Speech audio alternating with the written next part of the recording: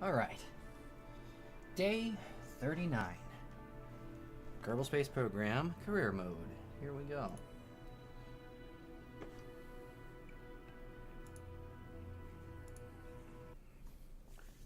Let's load up the old save file. Oop, I'm getting an echo. Let's not have an echo. Echoes are annoying.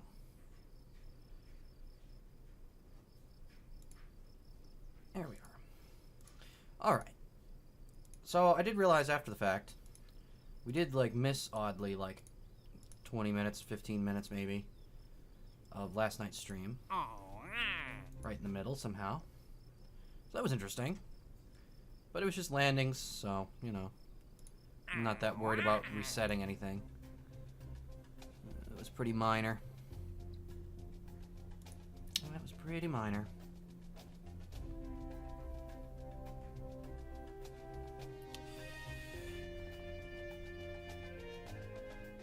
Alright, so I'm going to work on this today. I'm going to try and get credit for this station here.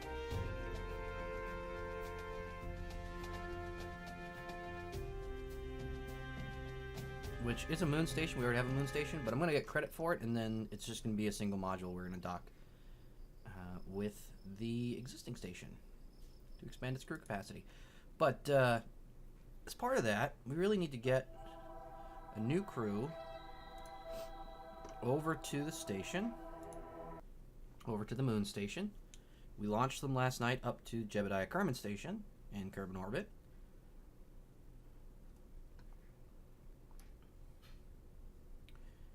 And now we need to get them on the transfer vehicle and on their way. So we can actually start. Whoop, don't do that. That's a bad thing to do.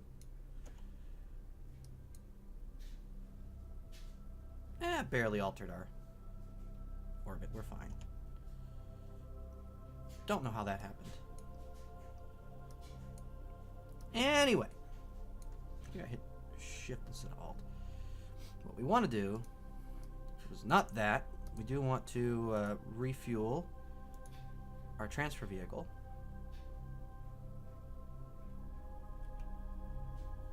Let's see if we can use SAS on the station as it currently stands, or if it'll wobble itself to death. Looks like it is wobbling a little bit with SAS, but it seems to be stabilizing somewhat. Definitely some wobble though.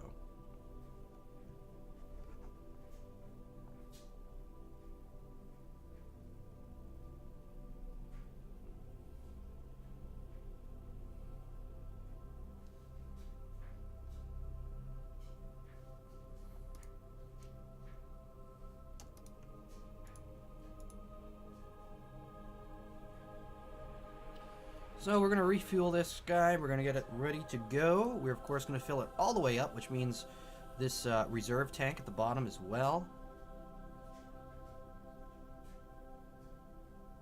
All right, let's take that SAS off because it's getting really wobbly.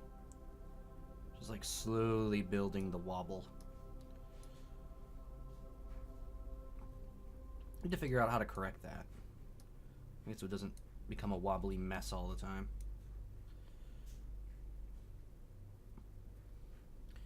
But anyway, yep, we're just going ahead, dumping fuel in here.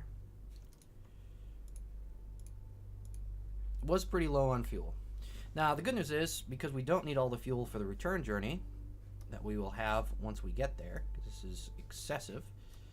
I think this craft, when I did the math out, this craft on its own has like 3,000 seconds of delta V. So it could could basically launch itself from Kerbin into like on the surface of Kerbin and get to the moon safely. So yeah, it's got a lot of extra delta V. But because of that, we'll have extra fuel that we can dump into the Valentina Kerman station every time we go, which is excellent because the lander will be making repeat journeys, and that'll allow us to constantly refuel the lander without doing big big rocket launches to the moon. Instead, we can just do them up to this station. It's much cheaper. Speaking of, we actually have a fuel tank that we launched yesterday somewhere around here in Kerbin orbit. I will probably investigate where that is and see if it's finally in a good position to make a rendezvous burn. Because I didn't really time that out like I usually do, which was ill-advised.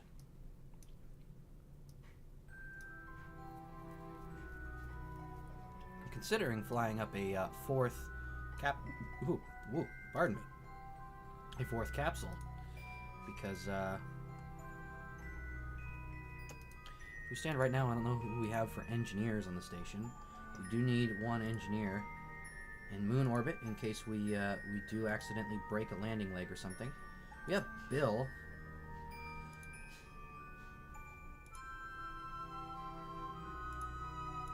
I think Bill's our only engineer, and I really wanted to keep at least one engineer on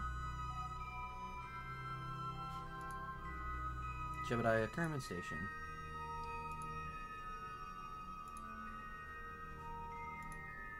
Yeah. Yep, he's currently our only engineer. So I might do one more crew launch up.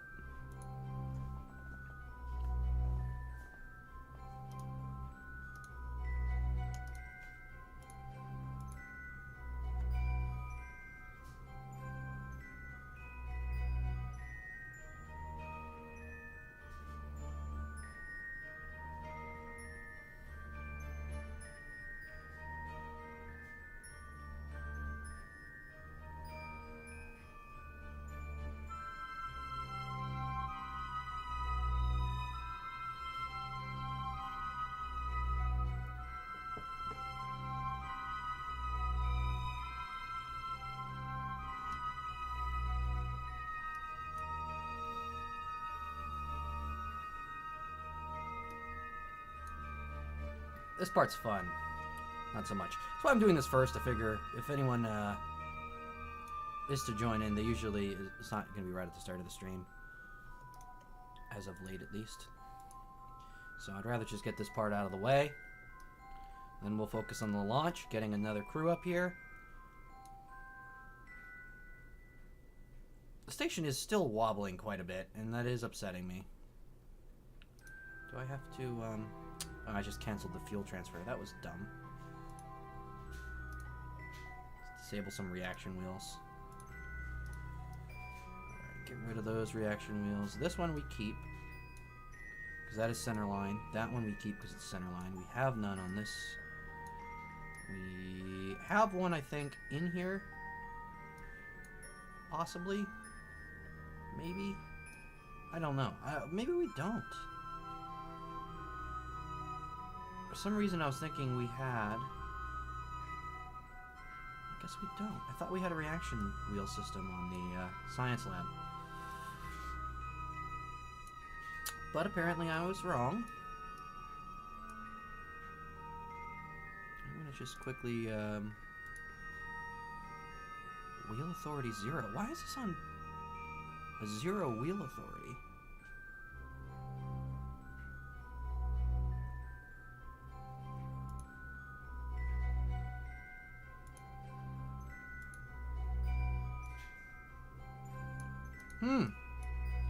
That's strange. I guess I just never really put a ton of thought into how these operate here. Were these already at wheel authority 0? No, they were not.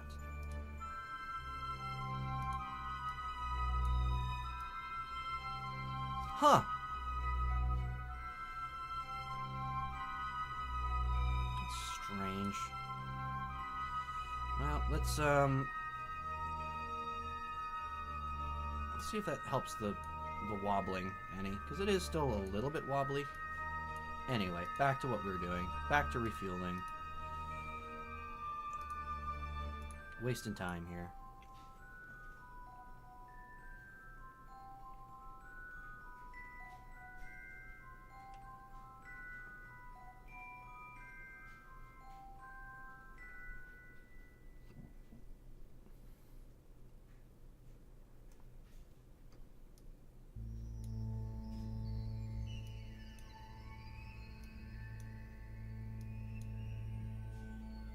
This is just a beast of a station, too.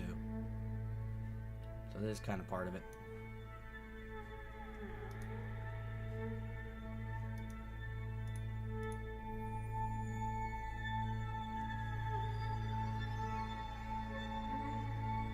All right.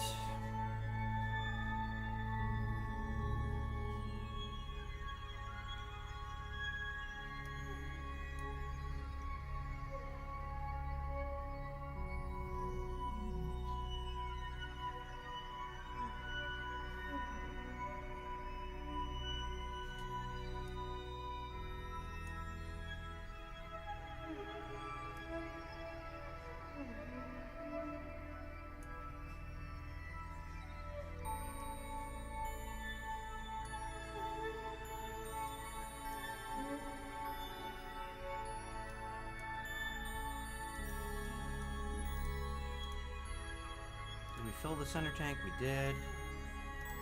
Okay, we refilled those three. Filled this one, this one, this one.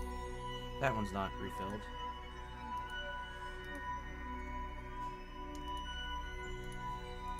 This thing takes a lot of fuel.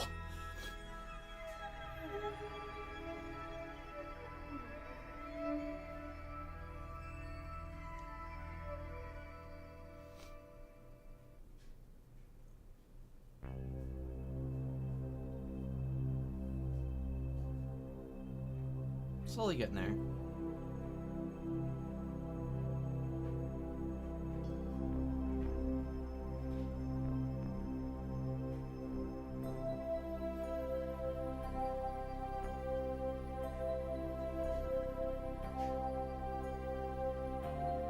I wish you could let this run in the background and check other things.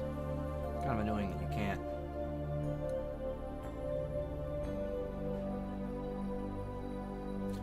Cured the wobble almost. I'm sure that doesn't have any, does it? Reaction wheels. Oh no, but it does have solar panels that I never used. Is that gonna clip anything?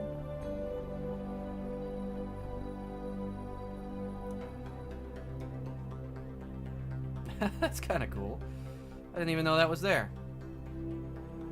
That would totally clip with the pad up there, but I guess I probably did use that when it was part of the launch vehicle. It was guiding the other pieces into place. Huh. Nice and stealthy. Anyway, back to transferring fuel. We've now got that one full. We need to refill this one. So many tanks.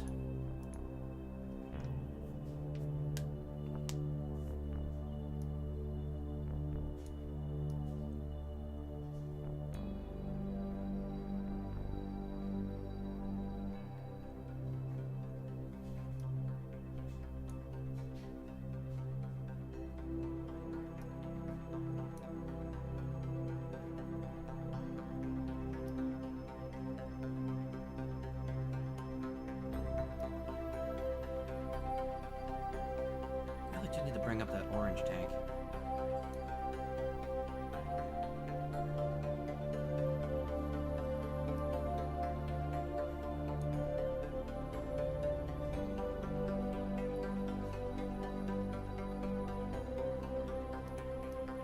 Alright, so now all those tanks are taken care of on the center line. In the main section of the craft, the nacelle is refilled. We do need to go to the other 3 reserve tanks on the nacelle.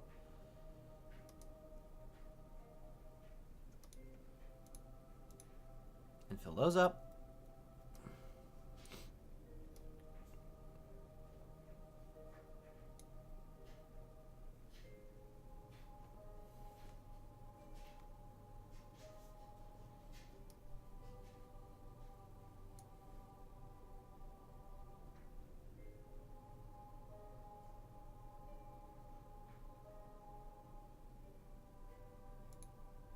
Aim the station prograde without there being too much wobble.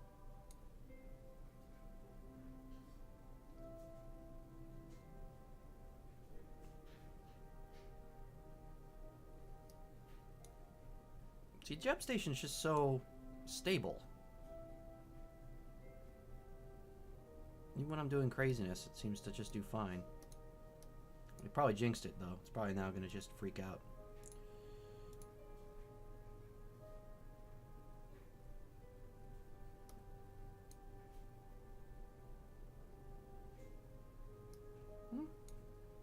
Not bad.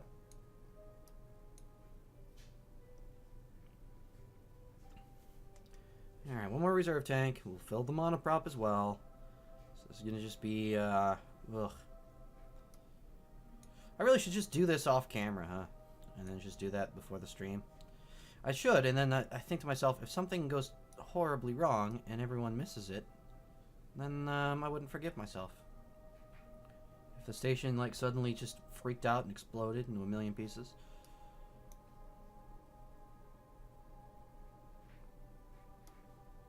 That'd be like the most entertaining thing I would put on the channel. Okay, there we go. One more main tank. Or one more reserve tank, I mean.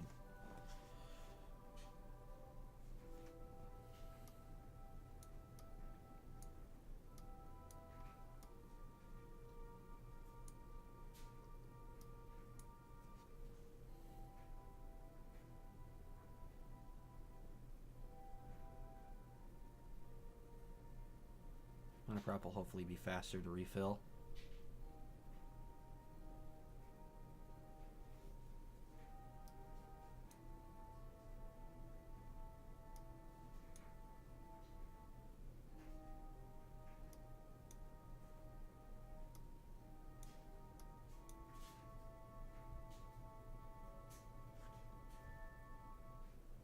Alright. Monoprop. I already used those, I guess. Let's start pumping some of this over.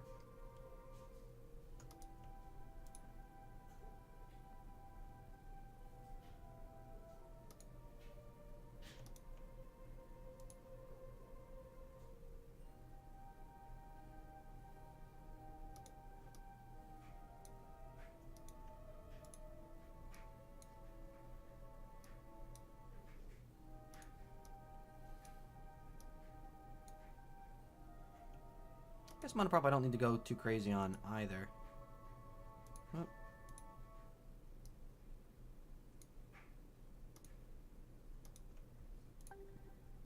Because really, we have, I think have an excess right now at the Valentina Kerman station. And we're bringing quite a lot already. It's kind of extra weight. We'll just burn more regular fuel getting over there. But almost full up anyway, just to make sure we're centered. Might as well.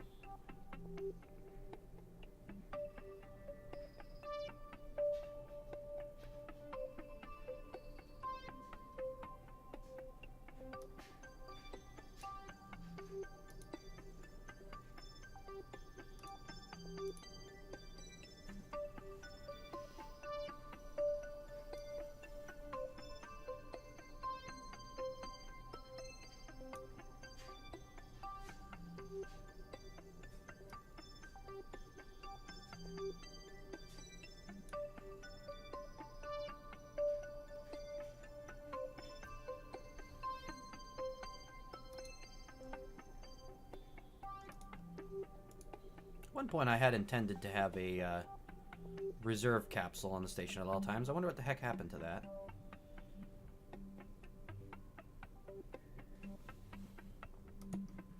Thought I had one already up on there. I know I used a return capsule for 3 rescues.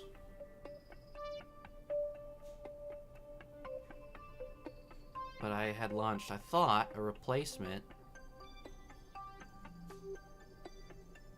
I'll take care of that, that excess capsule. Keep it there. Whoop. Nope.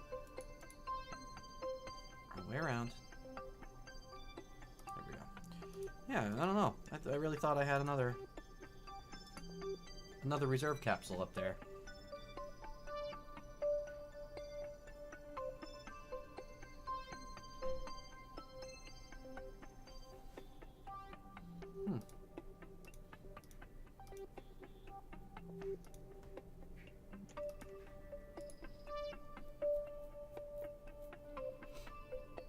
Almost there.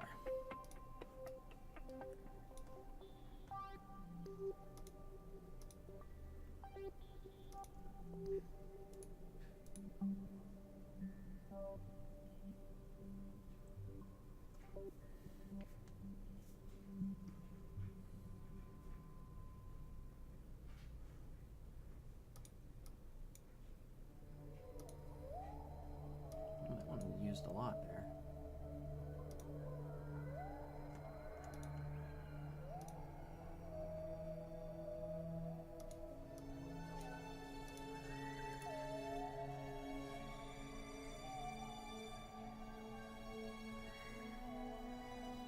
So again, monoprop and fuel, basically, we're mostly relying on these craft coming up to leave their fuel behind, because they pretty much launch almost entirely to the station with their booster, and the booster deorbits itself. So I mean, this basically is completely fully fueled every time it comes up, so it doesn't need that much to deorbit. It's kind of just there as a reserve to get itself to the station safely.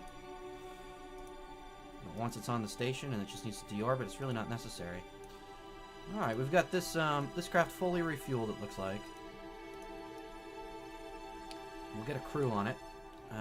First, we're going to launch a new crew from the Space Center. So we'll have a spare engineer. And while we're at it, we'll launch another another pilot and another scientist for Jebediah Kerman Station.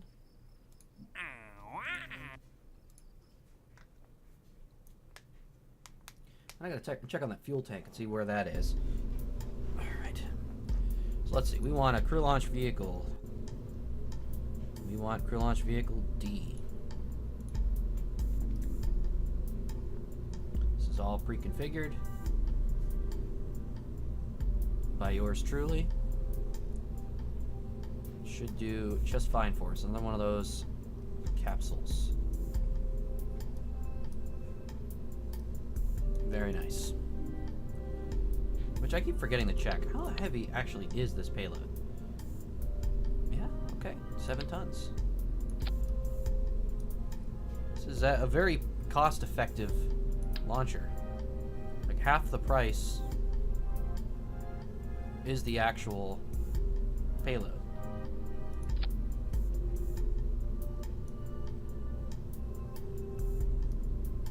Actually not bad. Let's see if I get rid of these fins, if we get any better luck with the prograde turn. Just a minor adjustment. I'm not really too worried about that. So let's see. We want a pilot on station, and Sidre has really no experience, so we're gonna put him up. I mean, he is a level 1, but compared to everyone else, it's not very much. No, wait, he has orbits around Kerman. L1 said orbit around Kerman.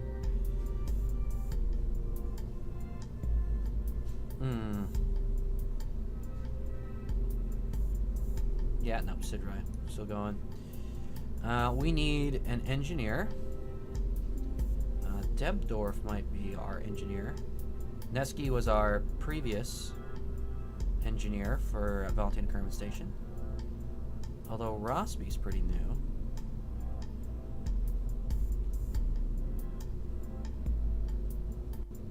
Debdorf, Rossby. Debdorf, Rossby. Let's use Debdorf for that one. And then we need a scientist. We got Gwengar, Aglock. They really are two most rookie scientists.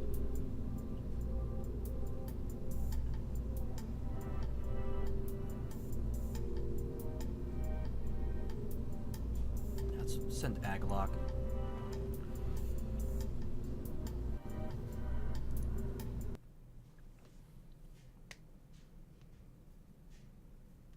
So we'll bring our new scientist up, just to make sure we have a scientist ready for the moon station.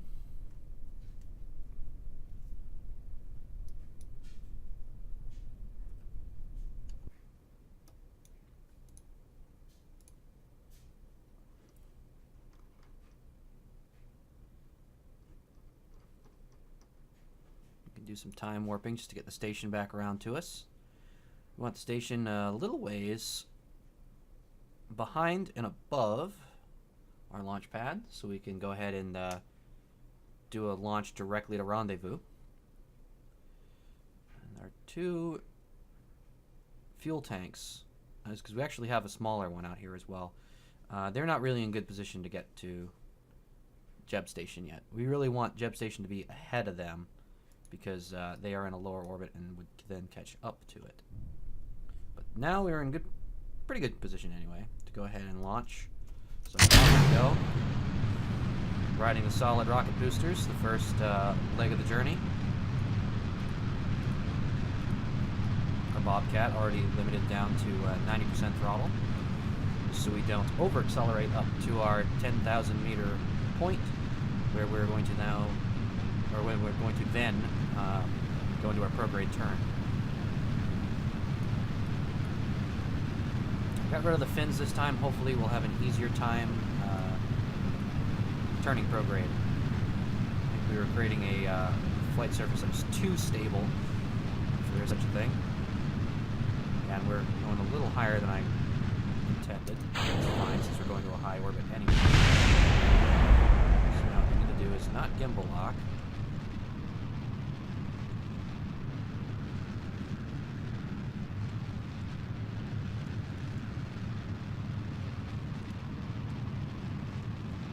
Spin ourselves end over end like fools. Ride out the Bobcats up as far as we can.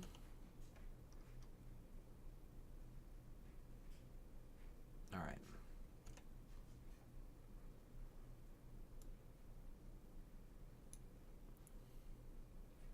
Gonna let us coast until we're very much out of the atmosphere. And then we will blow the fairing, activate the Cheetah engine. We're going to start aiming now horizontally to get our horizontal velocity for orbit.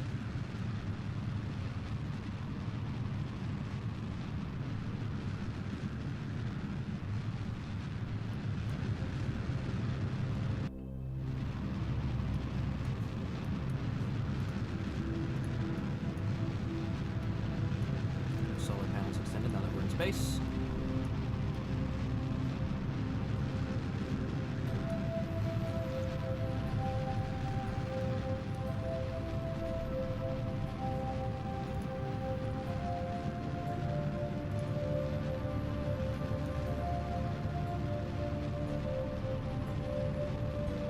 Go ahead and follow prograde for just a minute.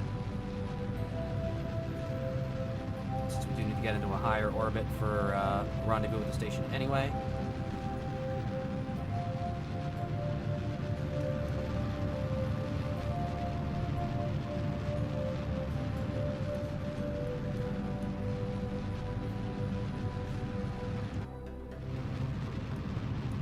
The second stage is a powerhouse.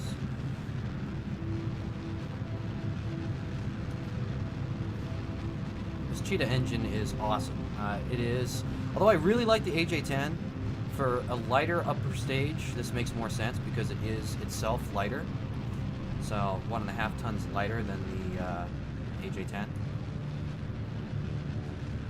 And while it's not as efficient, it is very close to as efficient in vacuum.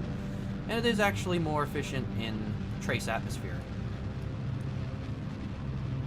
So for a second stage, it is probably the better option, to be unbiased.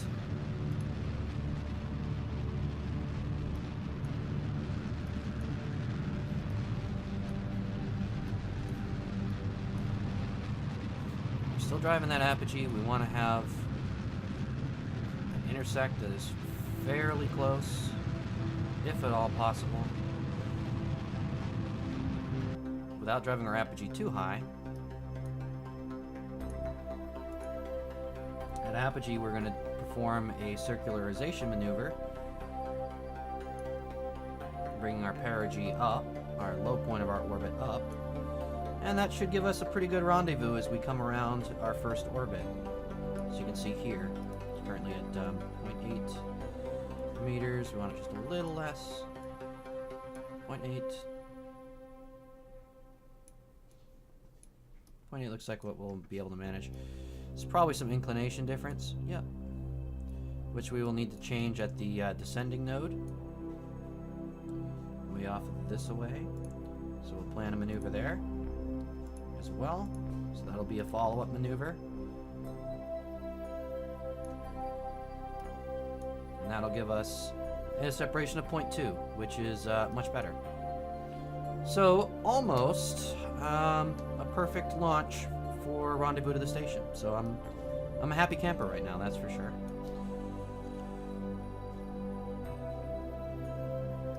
We do have enough fuel in this stage just to carry us through this next maneuver, possibly the inclination change. As I said, this launcher is very good at getting this payload up almost entirely fully fueled to the station, which is good because this basically is, I'm treating it as cargo, this fuel, because we want to ideally refuel the transfer vehicle with the fuel we bring up.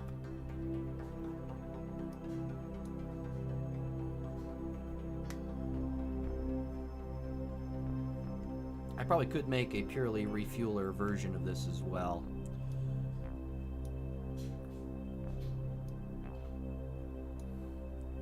Kind of the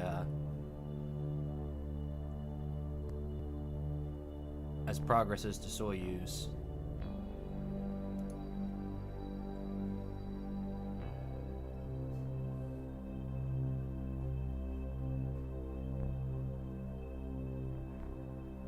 Alright, coming around on maneuver.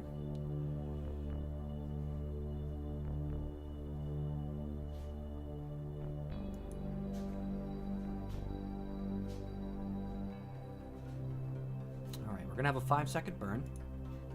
I'm going to switch this over to stability assist mode, so I'm aiming at the actual maneuver node, the maneuver direction, rather than just prograde.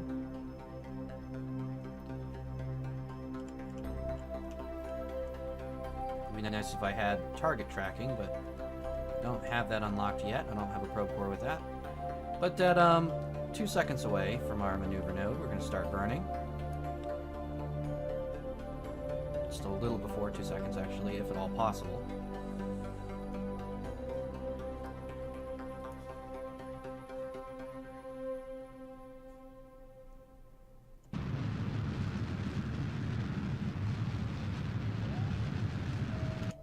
Does also get us into orbit, which is an added bonus. Since that's kind of a thing you usually want. You usually want to get into orbit when you have a spacecraft. So that maneuver is finished. We now have 7.9 meters per second of adjustment to do our inclination change, which again, we're able to do with this stage. Very minor adjustment. Is showing as a 0-second burn because of that.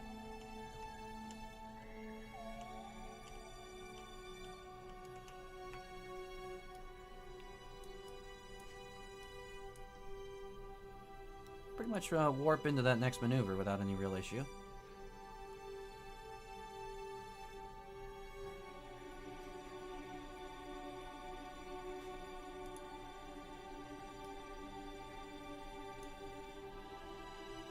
Nice easy ride.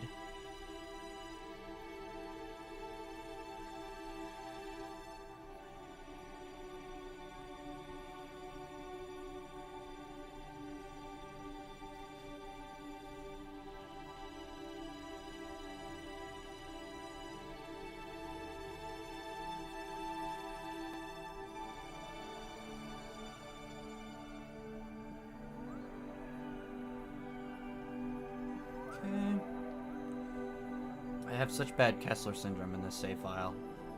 Every time I look up at the screen, there is just some kind of debris in sight. It makes me sad. It makes me laugh, but it makes me sad. That should be our target off there. That should be the station. That we want to see in orbit. 2, 1. That was Oddly precise, considering. All right.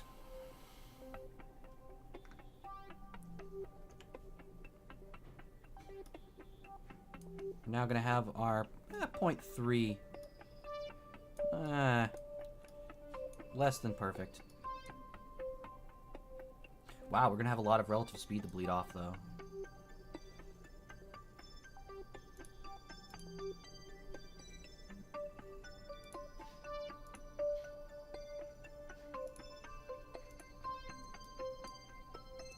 So now, when we come around, we're going to have to increase our speed to match speed with the station once we get close enough. And we're going to then obviously be aiming to target. So we will be technically burning retrograde to target.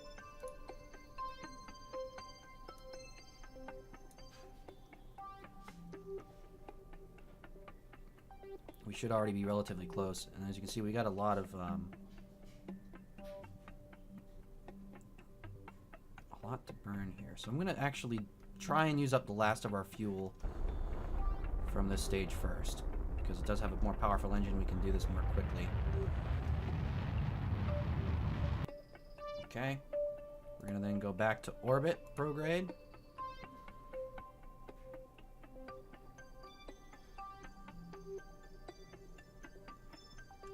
Kill our engines. Once we are facing that way, we will stage off this lower. That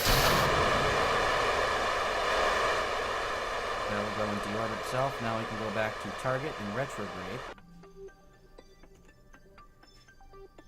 We're still coming up on our intersect. 0.3. We now have slightly less relative speed.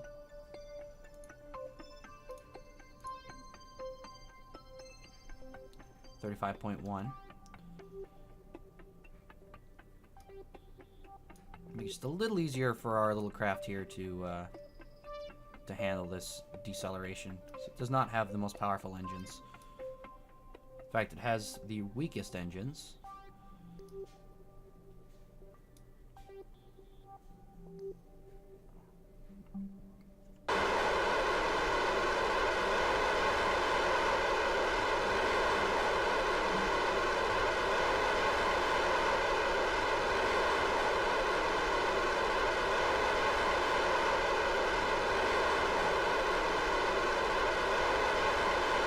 Kind of eyeballing our deceleration here.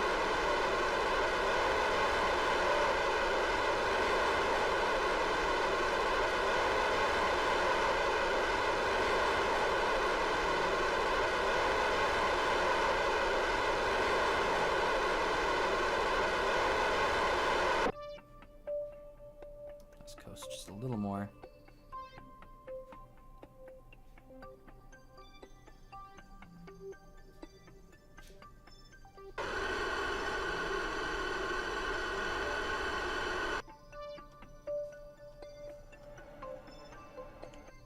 Bleed off that last bit.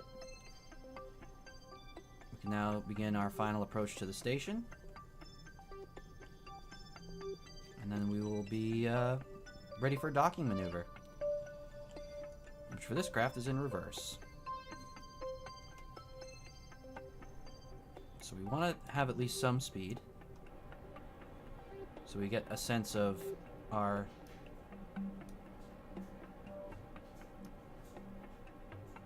leanings here, like how we're lining up.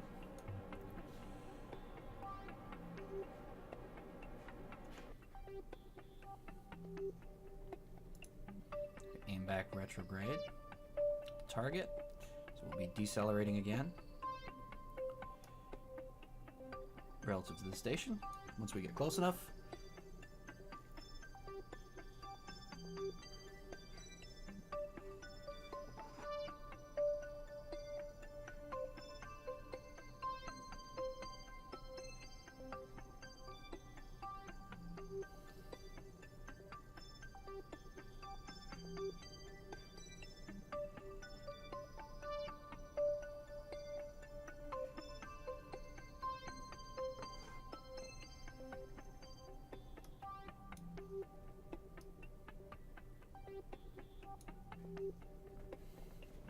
I maybe could have been a little more aggressive with this burn.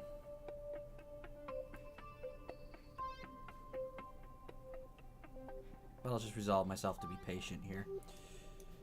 Just allow RCS to do the rest of the work from here. So we're going to control from the... flip back around. We're going to control from the docking port, so we'll be controlling in reverse.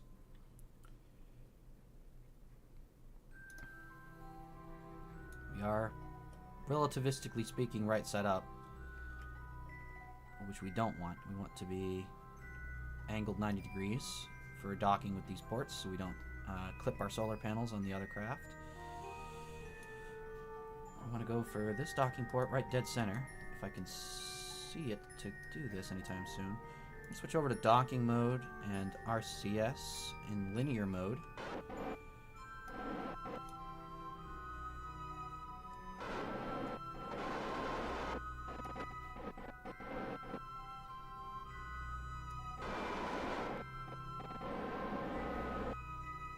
An unusual amount of rotation.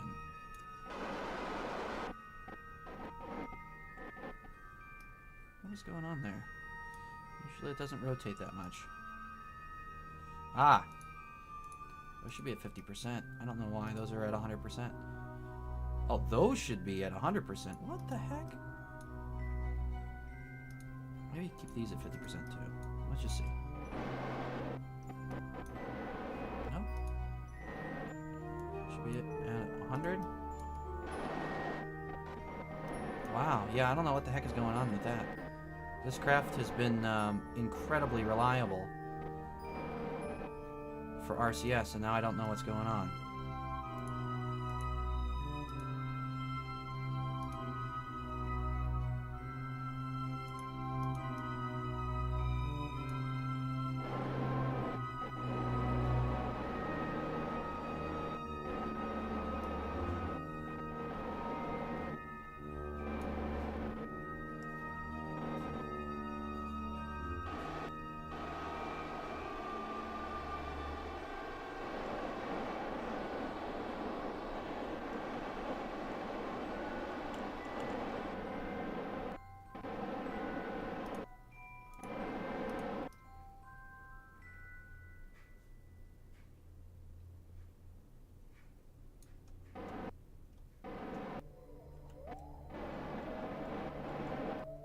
Just using the nav ball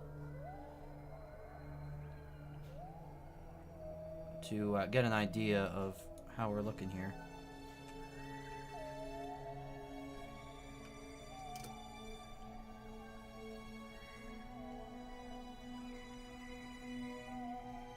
Get ourselves lined up. Back to linear, RCS back on.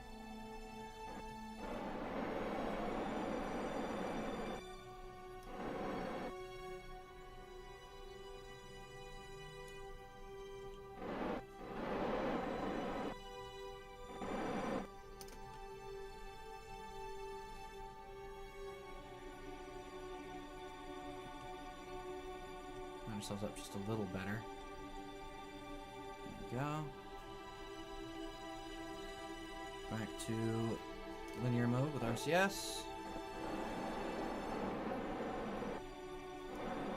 Mild adjustment there. Looking pretty good. We're just going to coast on into our designated docking port here. Actually looking very good.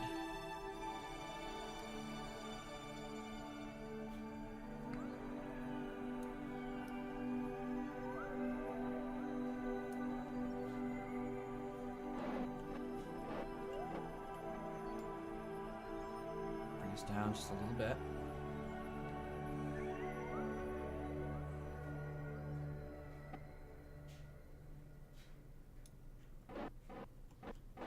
Can now slow down a little bit on that.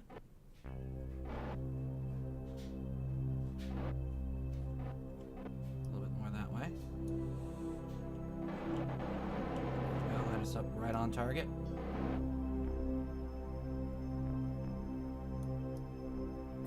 Looking good. Looking real good. A little bit of correction.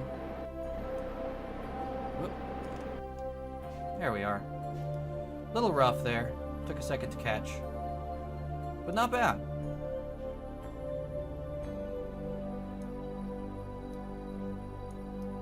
Easy peasy.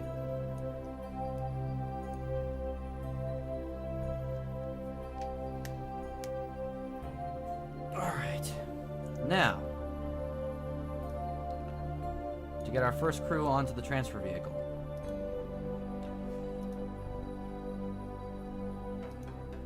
We gotta figure out who are we gonna use for our pilot. Tedman. Dunson.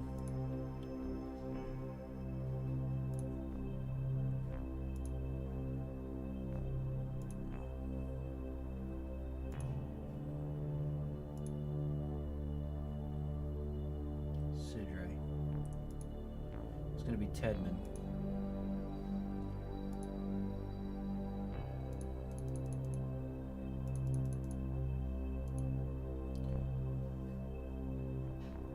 So, let's see. Where is Tedman?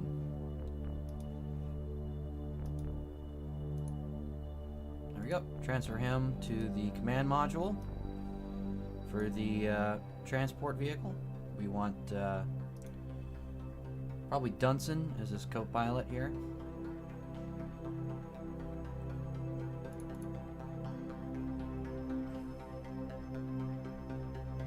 He's actually been to the moon though.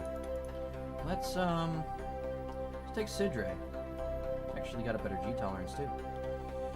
So Sidray, we're gonna transfer him over as our co-pilot.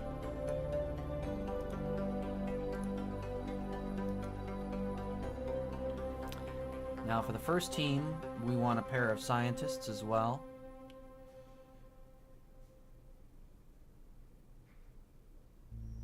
So Nedbo's landed. Tomler has orbited. Just go through the list here. Ronner is our experienced moon scientist. So we don't want to take him. We want to spread the experience here. Cambo's been in orbit of the moon. Caben has also been in orbit of the moon. Tedman is in the capsule already. Deptor. Agalok. Yeah, I might actually take Agalok here.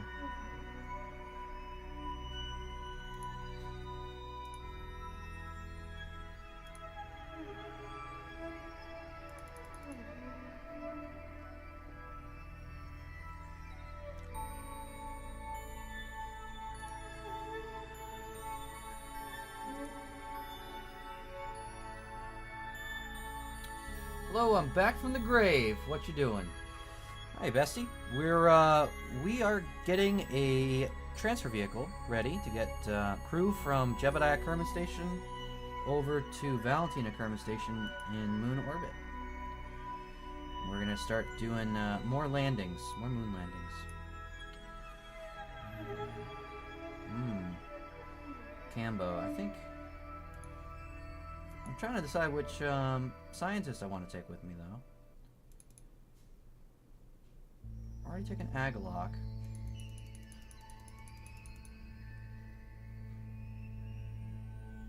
Tomler might be my dude. Let's grab Tomler. If I can figure out where he is. There we go. Transfer him in. Let's get the rest of the crew from our capsules over into the station as well, just so they're not chilling in the capsules. Good. Okay. Finally finished with a semester. Nice.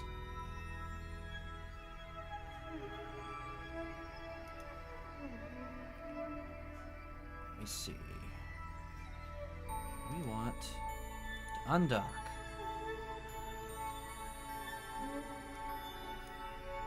Alright, we have our Mun Expedition 2 crew.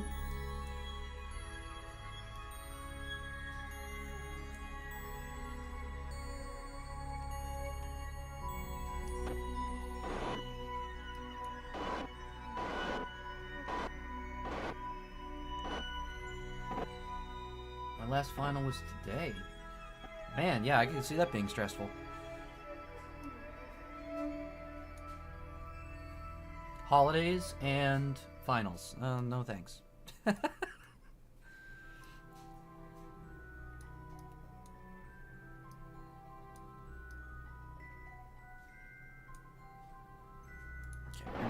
Whoop, well, not with RCS, please. We're going to aim prograde.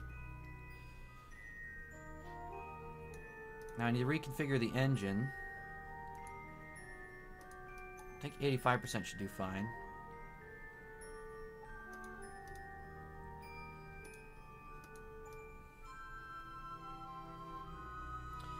This asymmetric vehicle is kind of difficult to deal with sometimes.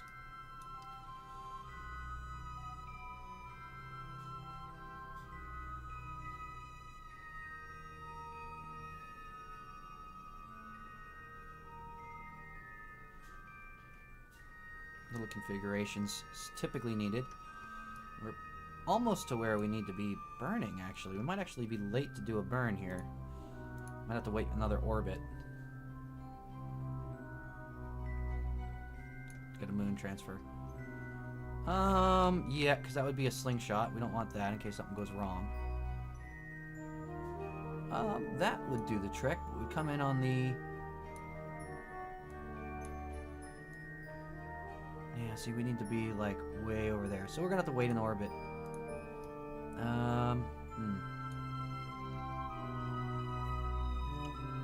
So while we're doing that, let's just go ahead and mess with the configuration of the engines.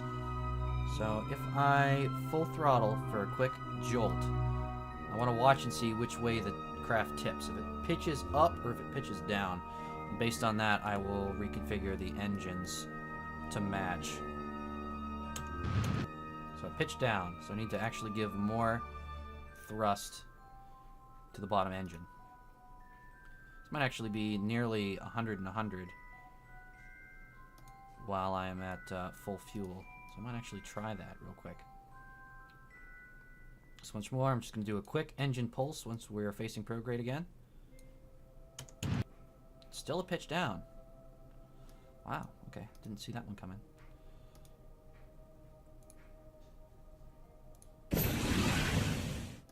It's a good thing I have these extra engines just in case. Let's put them at 50%. One more pulse. Just that goes just a little down. That's almost there. So let's put these at 60% maybe. Still getting used to what configuration I need to have these in at each stage of our pardon me, transfer. Okay, that one's better. I'm gonna go with that. Just that alone, we messed up our orbit quite a bit, but you know, is what it is. We have to do it. I want to make sure we're not sending our craft out of control.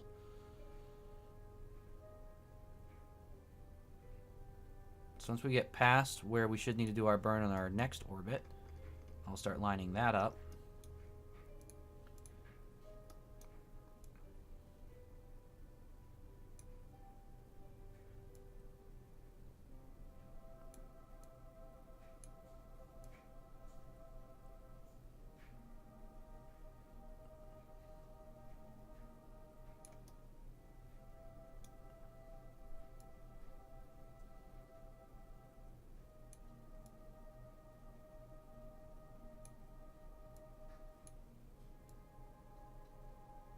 Do minimal fuel for our transfer. Don't have to worry about boosters like we normally do falling back anywhere or leaving space debris because this is all one piece, all one ship. Okay, that gives us a slightly wider window. That's what we want right there. So we'll have a 31-second burn.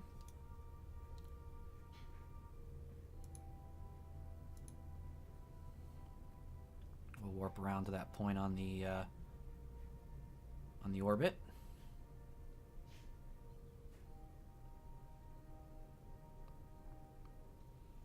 we'll get our Moon Expedition 2 crew on the way. Then I can start making and then send off the addition to the station. We have a contract for a new station in Moon orbit, but it has very minimal requirements. So I'm just going to launch a new module, treat it as a station and get the contract, and then go ahead and connect it to our existing station. So we're going to switch over to stability assist mode.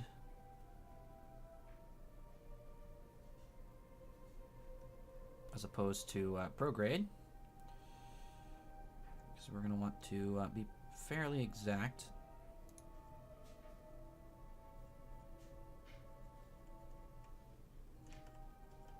About this maneuver. Since we are trying to do the most fuel efficient version.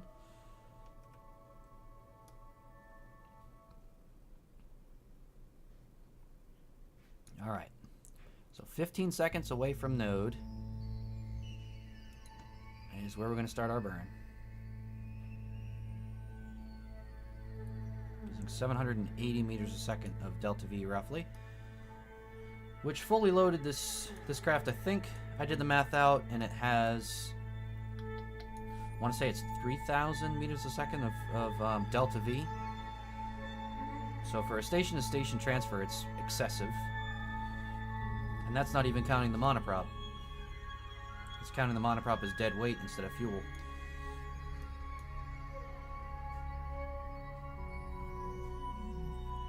So let's see. Perfect. Our engine adjustment looks great.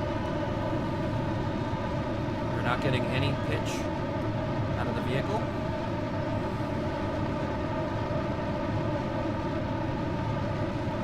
It is perfectly controllable.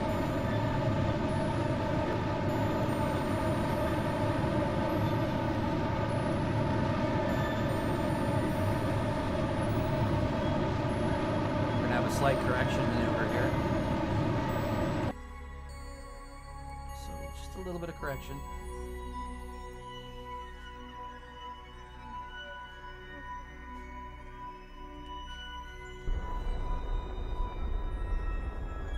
So Bestie, you might be the man to ask. Been trying to figure out, I do want to edit my old streams, or not my old streams, but the previous streams from this phase on YouTube, and I'm trying to decide how I want to edit it down. If I want to do highlight reels, or just talk over certain clips, or I don't know how I want to do it. I don't know if you have any ideas or anything you'd like to see, since you're basically our one consistent viewer. Might as well let you pick. Interesting craft you have there. Yeah, it's this is a very strange craft.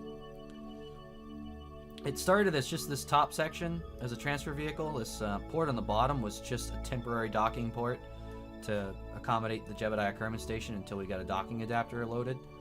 And then later, I was worried about fuel, so I created this thing as a nacelle for it. And somehow it actually works. And no one was more surprised than Steve. Alright. So we got 5 hours till that encounter. That's not too bad. Almost a full day until next moon encounter.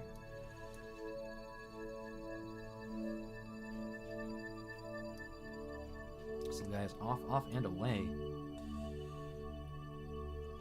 Let's go back to the Space Center. I'm going to start working on that new module I wanted.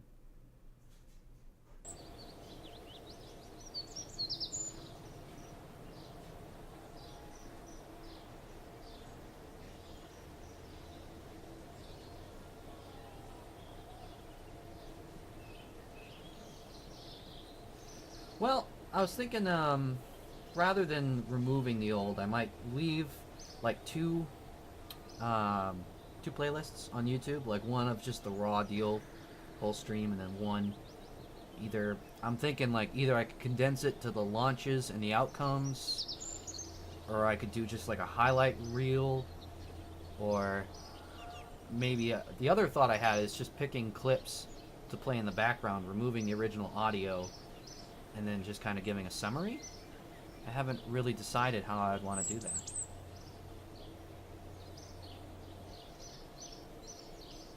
Just make sure. I don't know why the stream just keeps acting up on me. Make sure it's still working.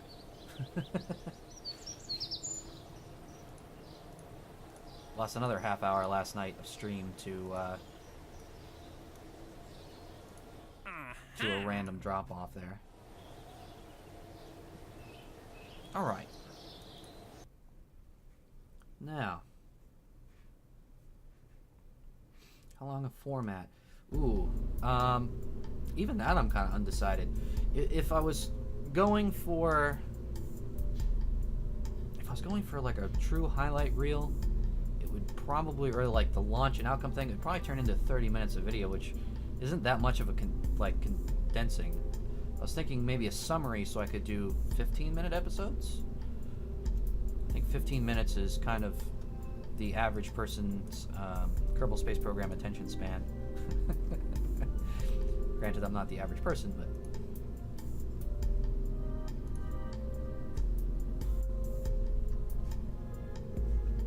Let's see. Did I save the station that I launched? Or did I just not save it? Could very well be a thing I didn't save it. And then I won't be able to fit pieces to it successfully. Yeah, I'd agree. I think the 15-minute idea is good. I'm just not sure about... Oh, there we go. One station core. I did save it. I'm just not sure about the idea of like removing original audio and then talking over it. Like clipping it down significantly. Because otherwise you're just going to hear me ranting mid-rant. You know, that's no fun. Alright, so this is the station that we now need to create a attachment for. I need to have a new module for this station. So these two already are going to be for the landers.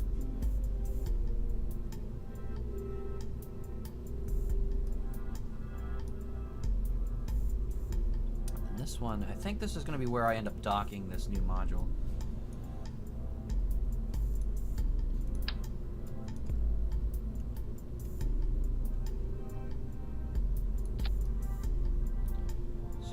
Dock like that. And this is going to be just a dumb module. There's going to be no real special parts of this because the contract doesn't really say I need very much. I need an antenna, docking port, and can generate power. For 5 Kerbals, have a pilot, maintain stability. Nothing major. Okay, I'm with you, bestie. I was thinking that. I wasn't sure if that was going to be a good idea, but we'll try that out. Like I said, you're pretty much our go-to guy for these kind of things. Gotta get Stewie to start putting more comment up too. He's been on a Hitman binge.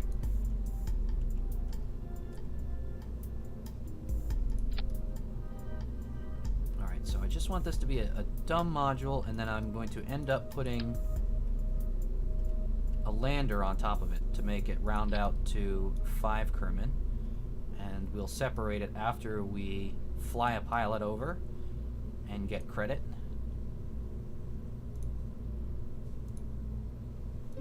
And we're going to use the lander actually to dock this thing.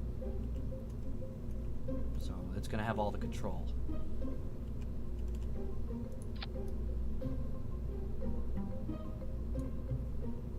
Or only talk over certain spots and then use the audio clip.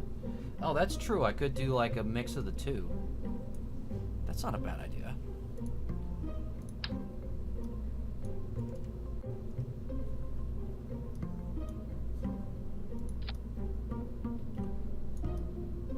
Alright, so this is basically what I'm thinking. This is kind of the module I want to add to the station.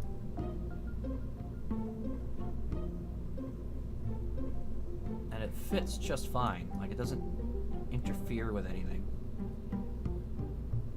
I don't think I need anything else on the station.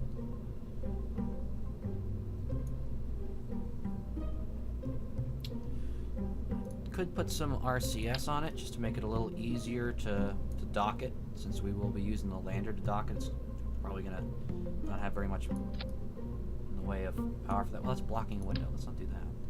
Let's not block a window. In that case, let's do like this. These are more powerful anyway. And then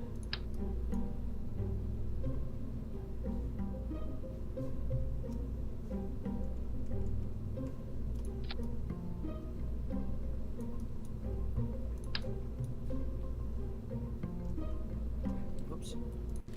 What, fouled that all up. Okay, there we go. Like that. What locations have you gone to since I've last been in? Pretty much just the moon, actually. We've sent more probes to Minmus, but that's it so far. I'm kind of waiting for a Minmus station contract, because I want to do more station launches. Although we did do now, I think we're up to 7 moon launches. So we've landed on the moon 7 times, I think. All different biomes, too. Alright, I think that is exactly what we need. I'm going to just like stop staring at it like it's special. Alright, now let's reroute. I'm not sure which of these is the route. Okay, new route. Right here. Perfect. Now we can get rid of the core. There we go. We can put this on.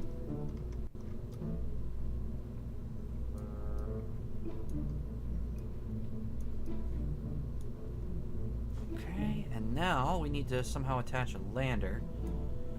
I'm going to reroute this again. Whoop. There we go. Right side up, please. Just want to see how heavy this now is.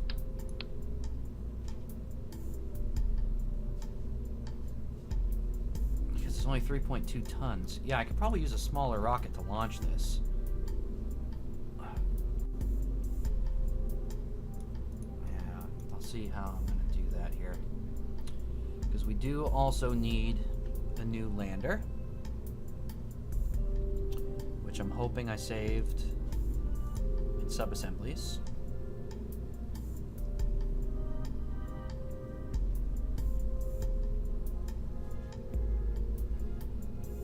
But it does not look like I did. I saved the deployable satellite.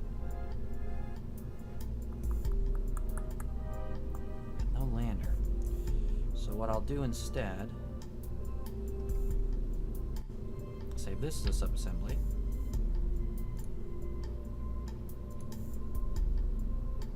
Oh, it's like the part is not attachable for obvious reasons. Okay. Reroute again. Back to that. There you go.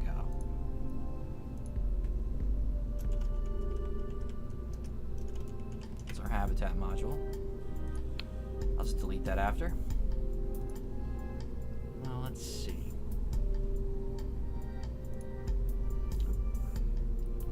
That's weird.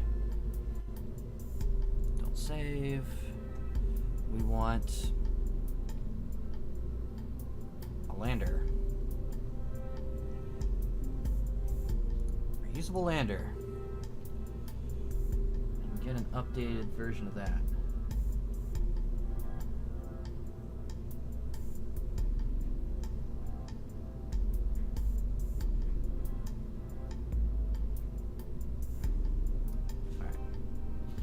So the problems that we have with this existing one.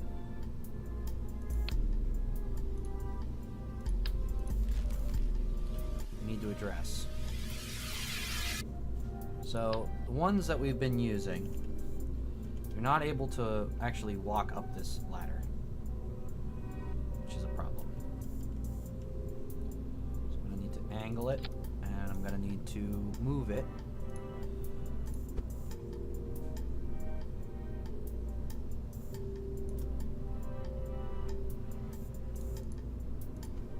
And then we're going to need to rotate this one.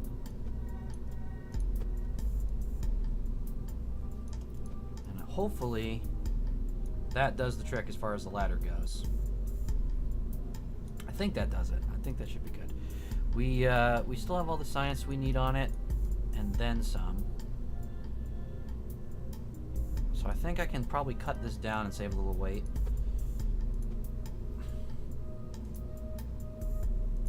We've taken so many of these samples. I only think I need one of these little guys.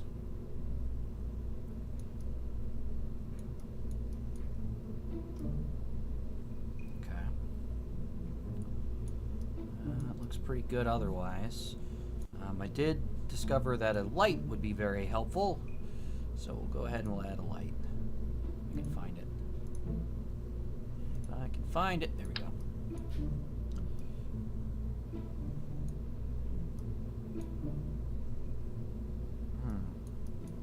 I want to put a light.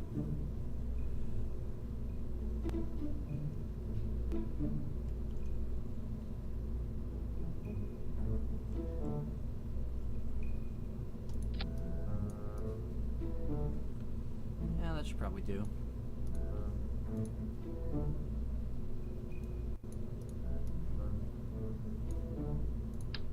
Whoop.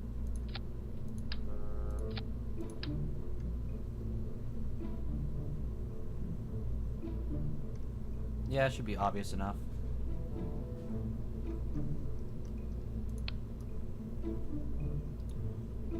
Forget if that's like a wide beam, low power, strong and a pro grade. Okay, let's try this one. This is more of a spotlight,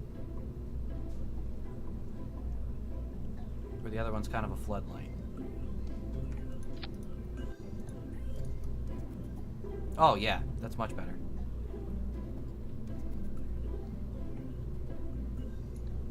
That should make things just a little safer. Is there anything else I want to change on our little lander?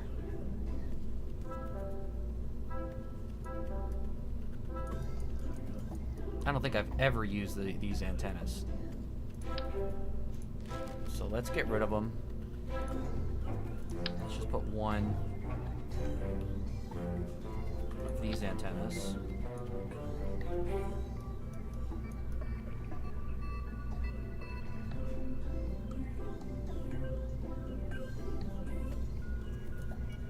Could probably use just like one repackable antenna, or not antenna, solar panel, just to make this a little more powerful. Stand a chance at getting a little more light. How does that do for our center of mass? We're still fairly center, so I don't really think that's going to be a big deal. Yeah, I think that's the lander we want. Now, we do still need to make this a subassembly as well, because there's still one more piece of the puzzle we need to actually load up with it.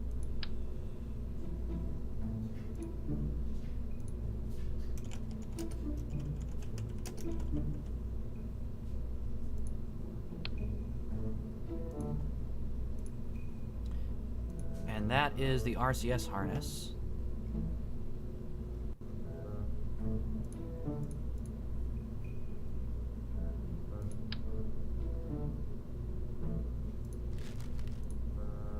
This little guy functions as our orbital craft that recovers our lander.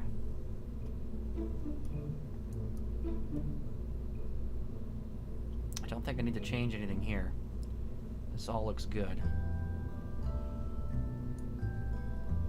So what we do need to do, back to our sub-assemblies, add our moonlander back on.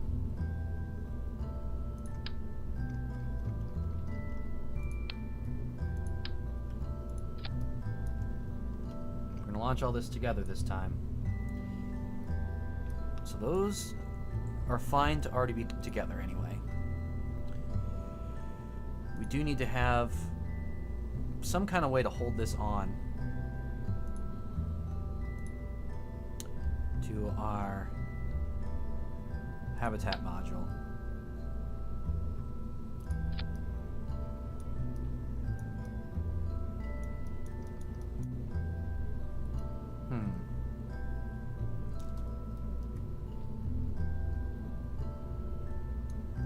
So let's see. Let's take another look here. Has an antenna. Has a docking port. 5 Kerbals, so 1 plus the 4. I have a pilot, so we got we had a RCS over a pilot. It's really for 10 seconds. This should do. How heavy is this whole payload? 9.1. Crap. Okay.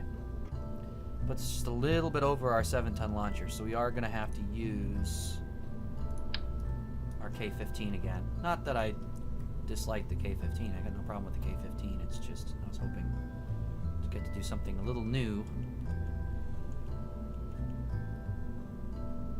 I am.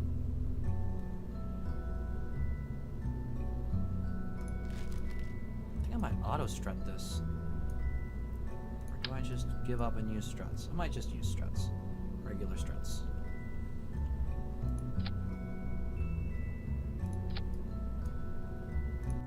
SpaceX learned the hard way, more struts. So we're going to use more struts.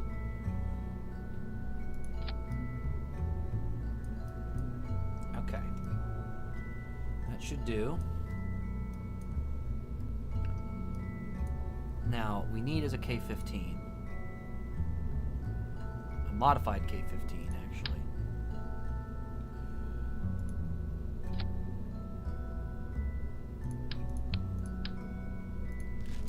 So we're going to take that out.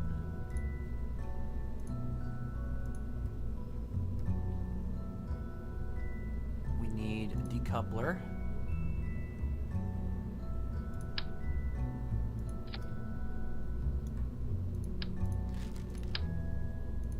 That should do. We need a payload fairing of the 2.5 meter variety. We're going to need more struts.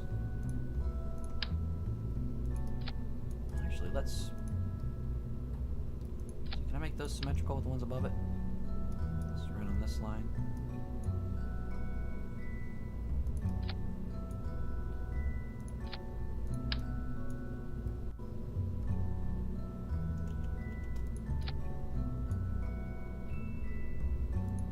There we go.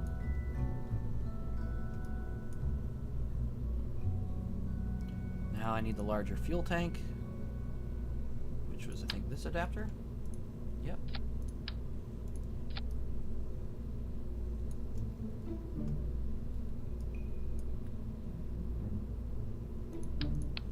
I forget if I had that in there too. I think I did. On the science station module.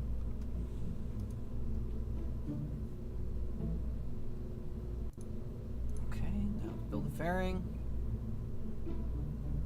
If there's anything I'm really missing, I don't think there is.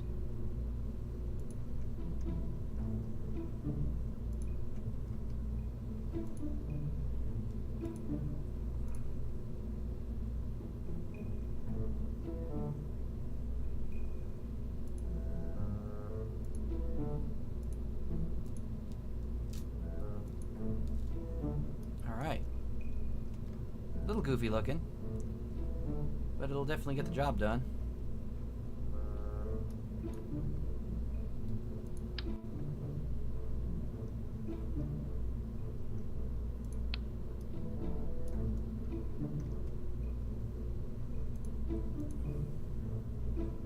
Just check our staging. Always check our staging.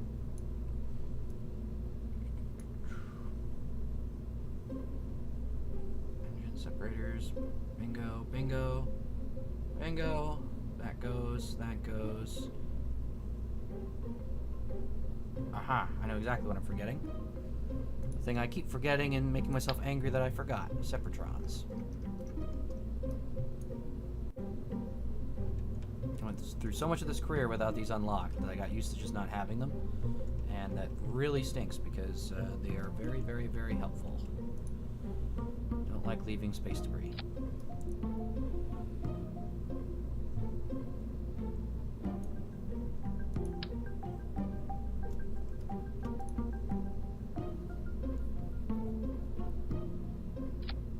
It's getting kind of sluggish there. All right. I think we are good to launch this puppy. I feel like it's probably a smart idea to still auto strut. Rigid attachment. I wonder what rigid attachment does. I never bothered to look at any of this stuff. Auto strut. Heaviest part. Heaviest part.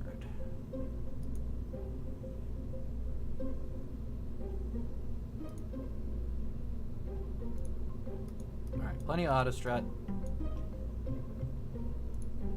Let's launch this puppy.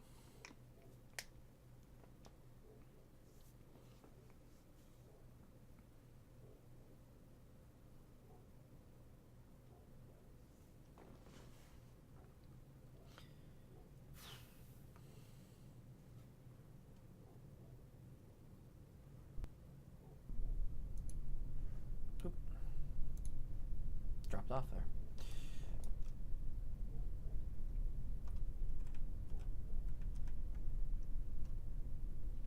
Alright, off and away. No Kerman? Okay, just making sure no one stole away in the lander.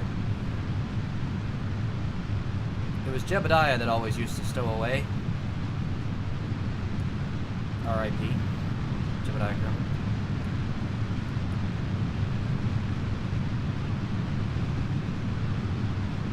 Alright, so we need to get up to 10,000 meters. I'll start doing our per-grade turn. Oh, I didn't put any real reaction wheels in there.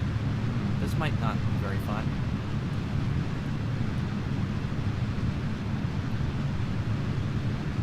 Reaction wheels. I knew I was forgetting something. We could still be fine, but might stink a little bit.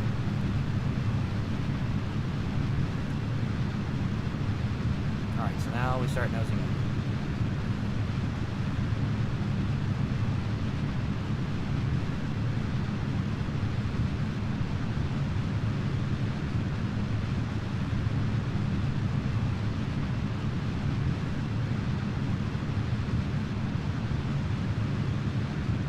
Likes to roll when I do this as well.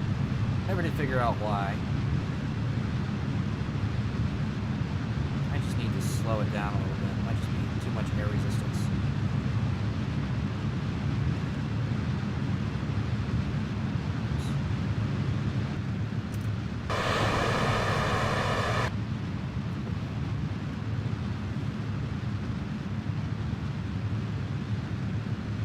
Especially this time because we got such a light payload compared to what it's normally launching. And we're already ready to go totally horizontal. Start getting a horizontal velocity up. This is a very overkill rocket for what we're looking to do. This is usually not the one I would be using. No reaction wheels. This is going to be kind of tough to do this bit.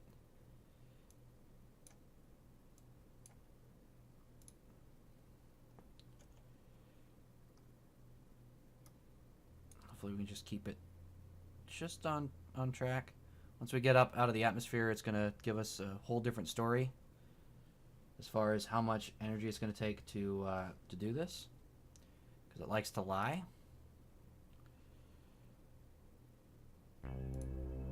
Deploy the fairing early. Yep, now it's going to be a 41-second burn.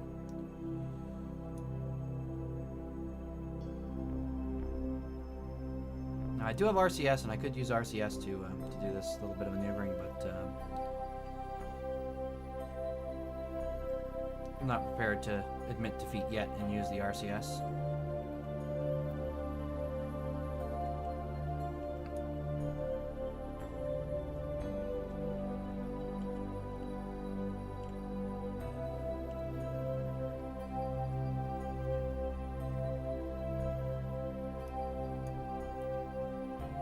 Look at just fine.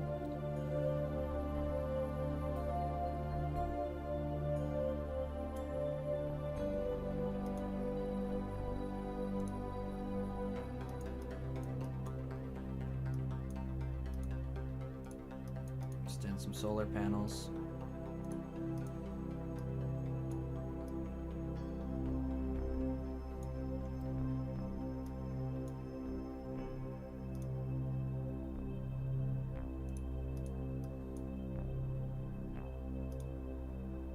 Some antennae, I guess is the correct word.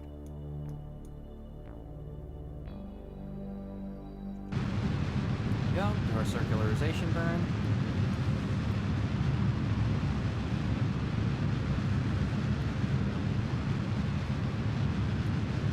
Ready to stage.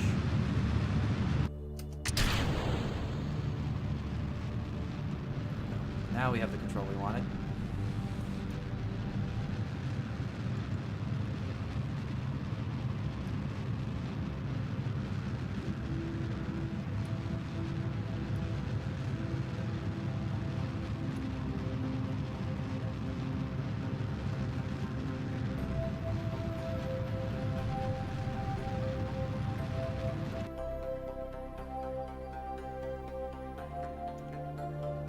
Probably good enough as is. Yep.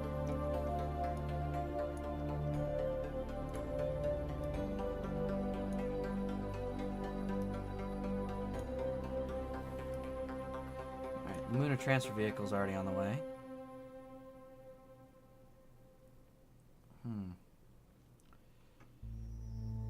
So we need to somehow time this out so we don't arrive first. Don't want to arrive first.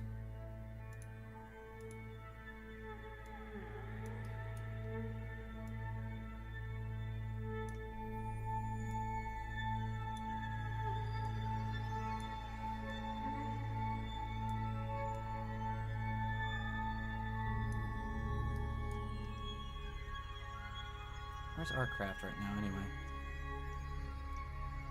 Oh, right there. Okay. I did not realize it was going to show up as a capsule. It's weird.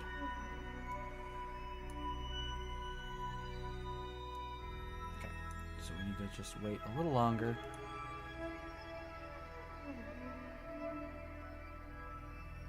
Okay, now we can probably set up our maneuver.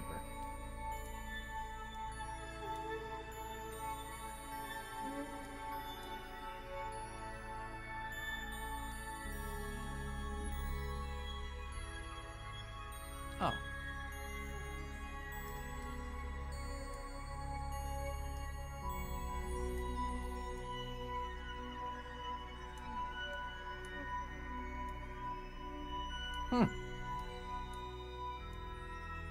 Not as far off as I thought I was.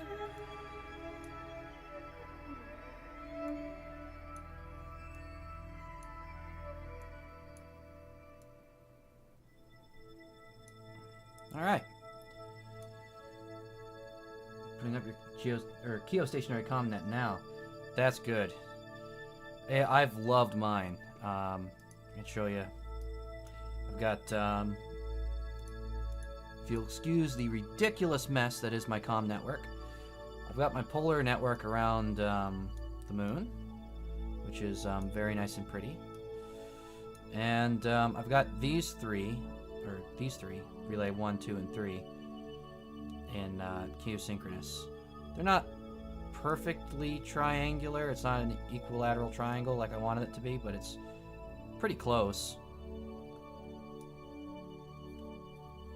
Just turned off the setting that gives you more ground stations. Yeah, I even had that on for the start of my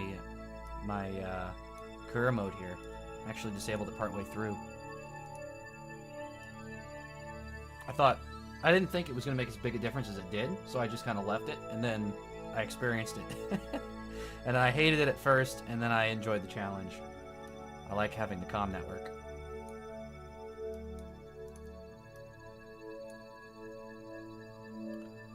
Alright, so we're going to warp here. We're going to have a 38-second burn.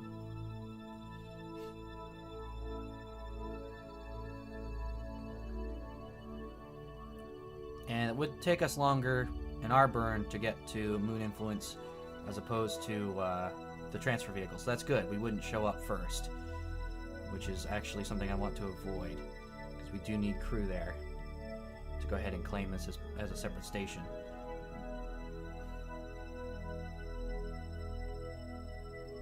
It's pointing in the right direction.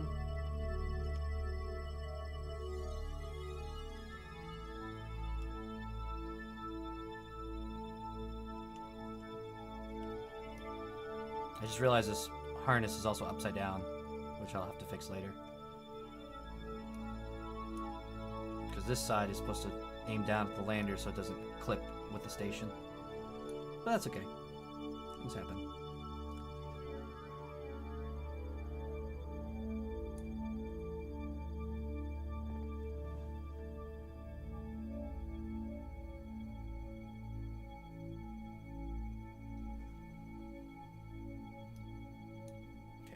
Right there, and I just missed our window a little bit. That's fine.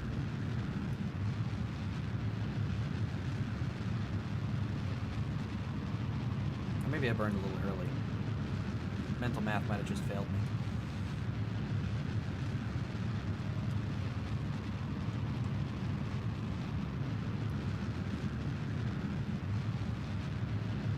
The AJ-10's doing good. For a heavier rocket, the AJ-10 makes sense.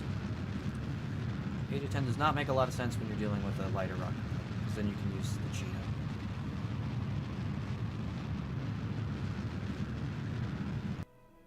So the Cheetah is actually itself much lighter.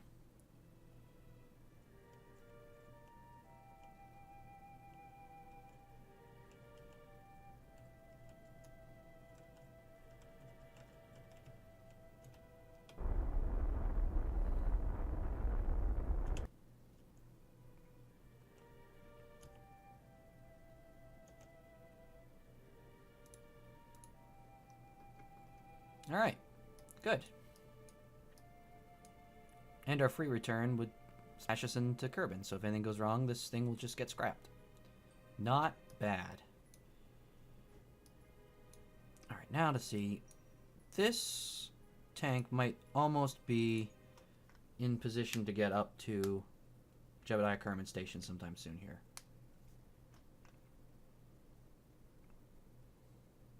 Of course, this is the smaller tank. This was an experiment for our K7 vehicle. This was an 8-ton tank just to see what happened. And what happened was a waste of time.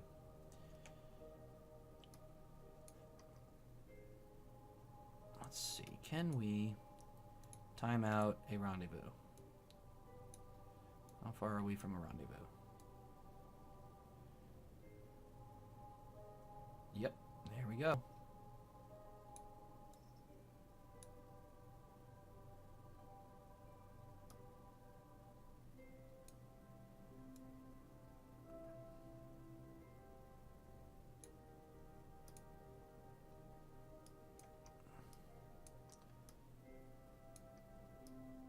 Was it inclination difference? Yeah, inclination difference.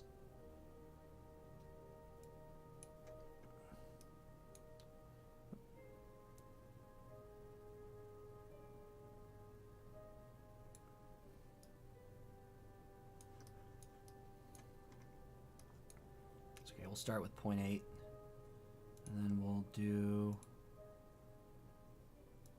descending node change.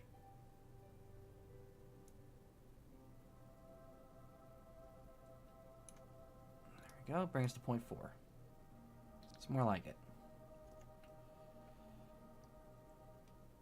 So we're only going to have a 16-second burn. That's actually surprising. considering what a crap engine I have on this.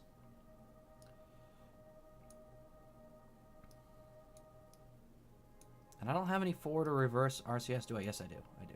I'm crazy. And you get that exact orbit. I know, it is the best. Although on mine, I didn't actually get the perfect orbit. What I did is I got a little higher on one side, a little lower on the other. But I timed it out to have exactly 6-hour orbital cycle still. So that was the important thing. As long as the orbital cycle was down exact, then you're good. Launching them all and getting them synchronized is the harder part. I actually did all those with one launcher. And I think that's actually the easiest way.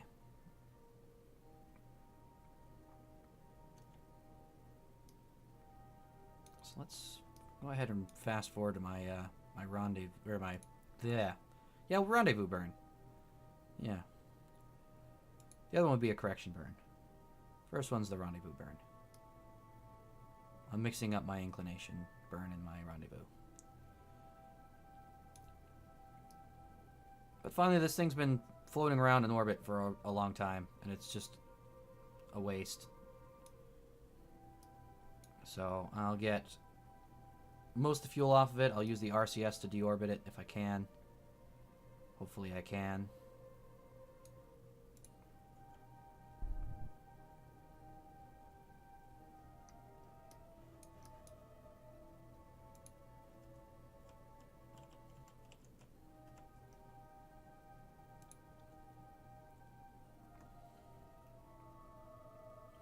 And then I've got a larger test fuel tank also in orbit, but I think that's not going to be in position to rendezvous with Jebediah Kerman Station for a while.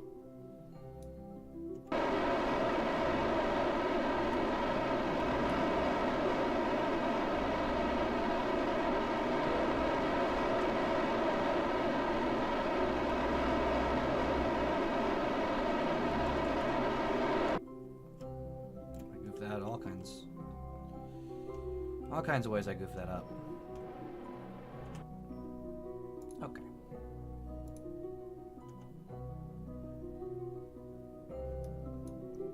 Still haven't messed everything up yet.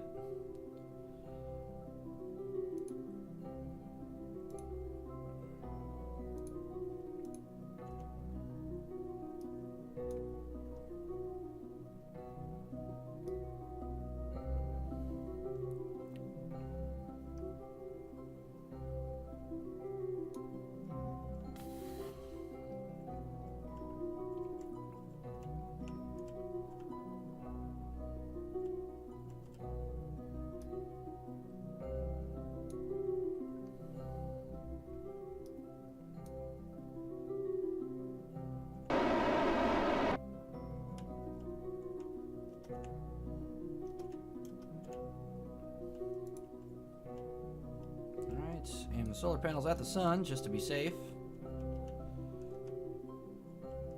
since those aren't trackable solar panels. I don't have any other ones on there. Alright, and we can check out our actual rendezvous. 0.4 separation, which is exactly as planned. 53.3 meters a second of relative speed to cancel out. So really not that bad at all. So we'll go target, we'll go retrograde. So when it gets there, it'll auto aim to slow us down.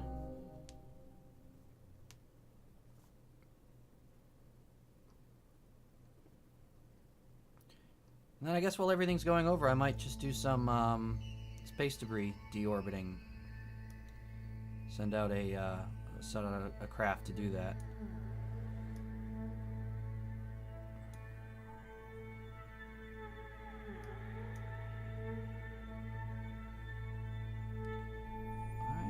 Almost there.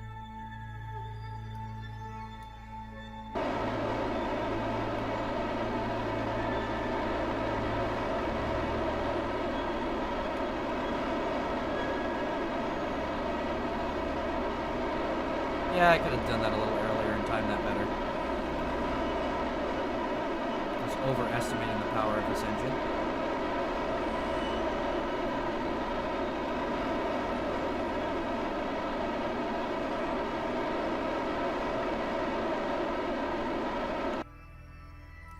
overestimate the power of my rebel friends.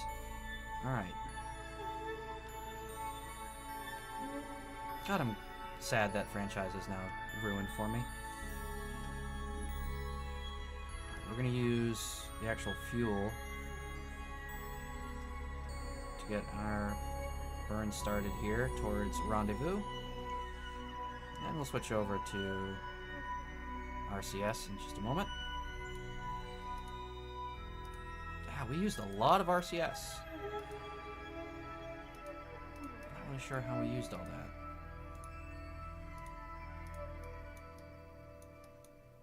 Did I turn these 4 by throttle on? Okay, that's why. I use those to bail me out.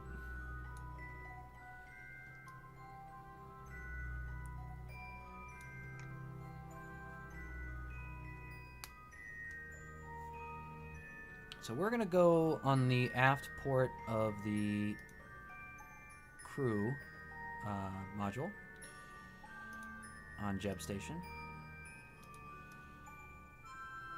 That'll be the easiest place for this to dock.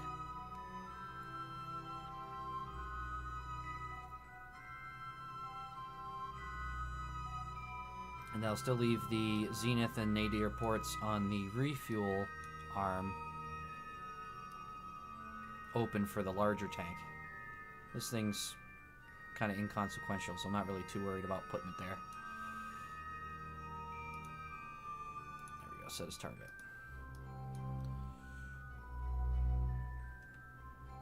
Let's go ahead and get this going.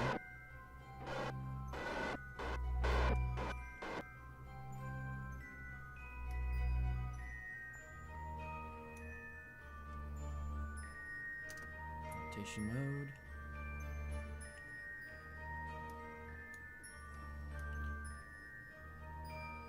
Yeah, I think it's aiming roughly prograde, so we need to just be a little more this way.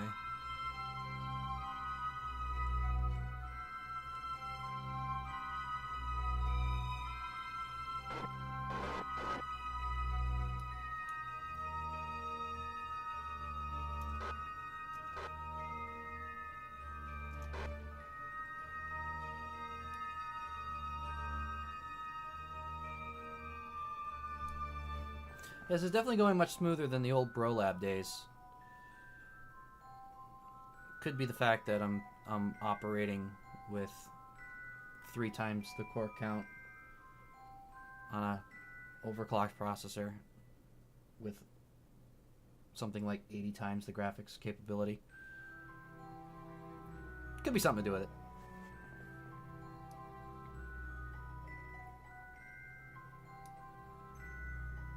Or the fact that I have a separate recording computer on top of a separate gaming computer, on top of separate server computers, for all kinds of craziness.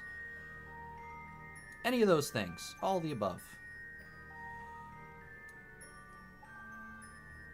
We all know I'm insane on this channel, so we just embrace it.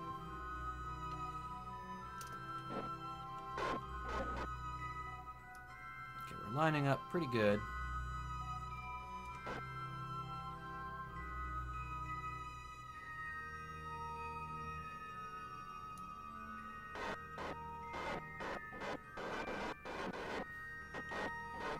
Yeah, could perhaps. Just a little bit. Just a little bit to do with it.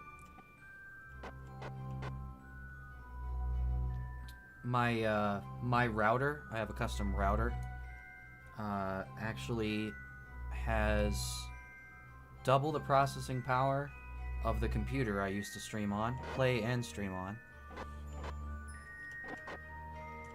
And it has 3 times as much RAM for a router.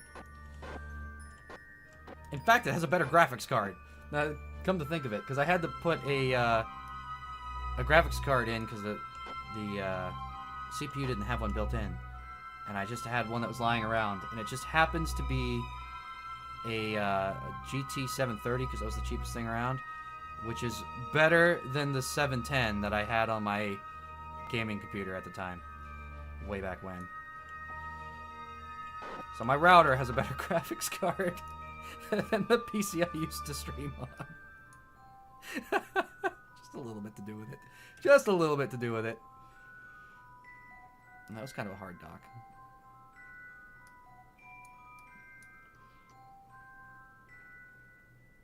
Alright, I bumped the station a little bit.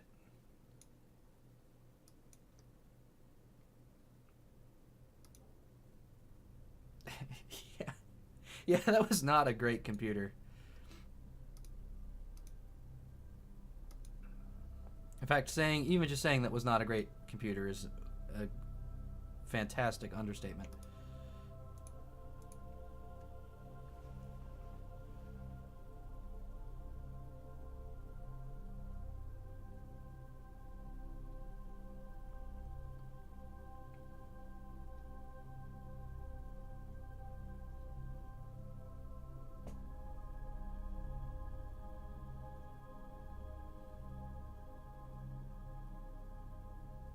Alright. Let's dump as much fuel as I think I can spare on this thing and still deorbit it.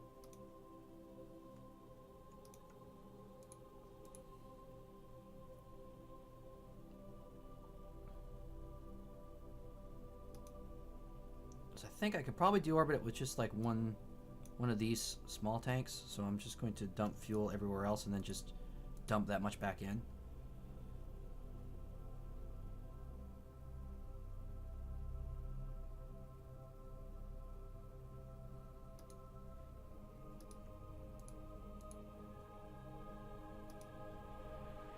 Yeah, 45 units of fuel.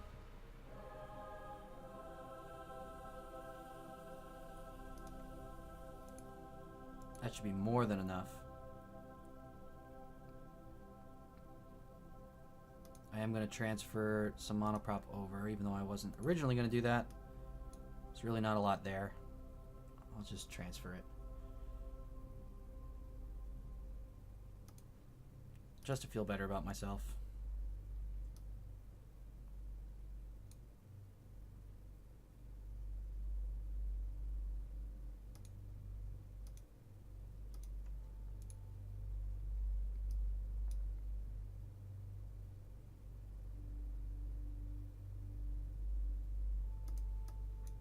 So refueling mission, not so bad. Just took like 5 streams to finally get this thing in position. That's what I get for not paying attention when I launch it. Okay, I do want to have that little bit of RCS in there so it can back away from the station. So I think that's it. I think this thing is ready to disconnect and kind of off itself. Very short stay on the station.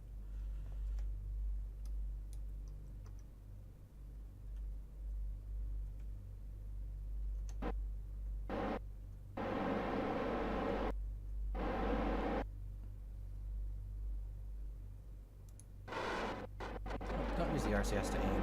That's a waste. There we go. Then we're going to aim retrograde. We got some distance and deorbit.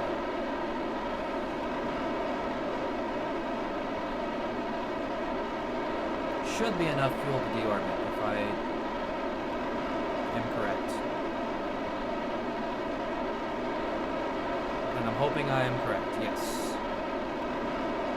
Yes, indeed.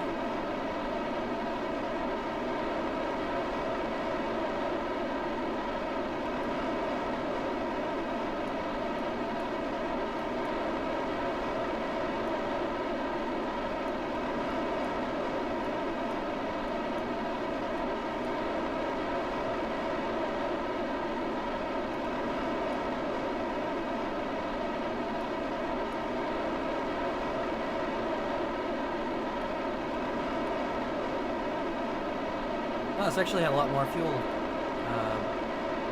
capacity than I realized.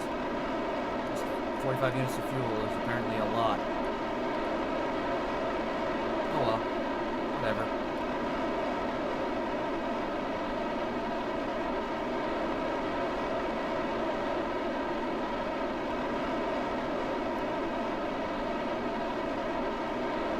Just gonna make a more fantastic deorbit.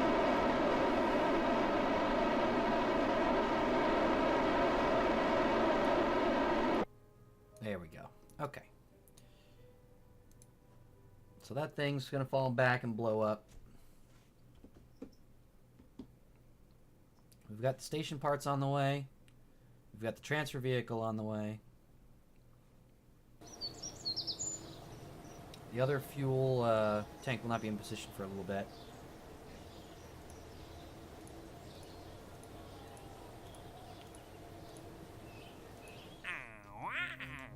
I could probably mess around with the Minus probes for a minute, but instead, I'm going to keep trying to get rid of some of this space debris.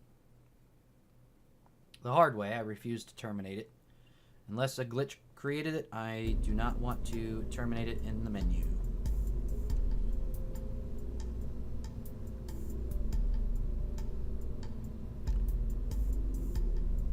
Alright. Bum, bum, bum.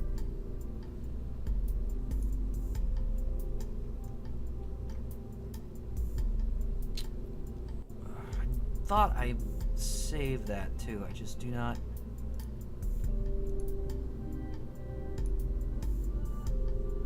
know what I called it. Okay, no, this is the old launcher. It's the old crew launcher.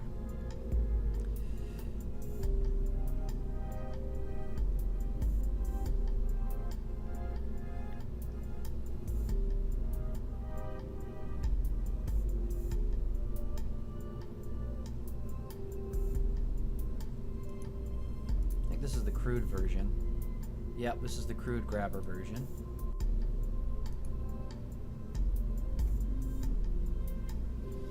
I guess maybe I didn't save it. I really thought I did. Huh.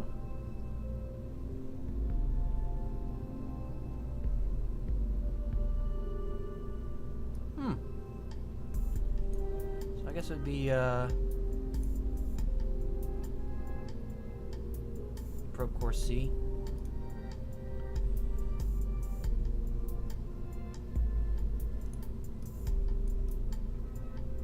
Let's see, I don't need any of the experiments.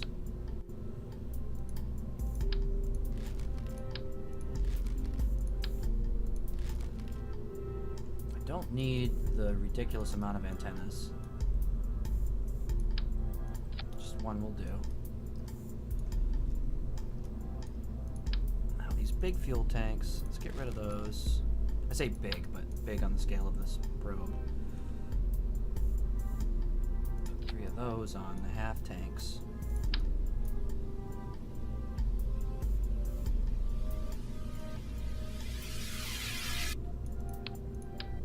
Let's do that melding thing again, where I move them into it.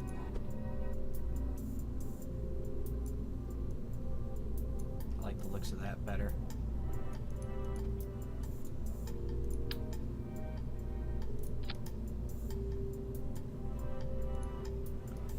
And that might actually not be enough.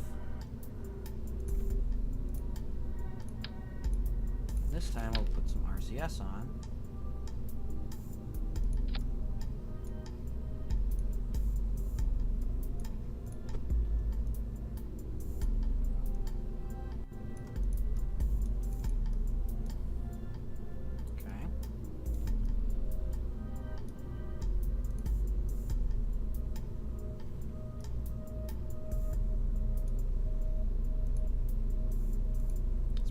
Up a little more,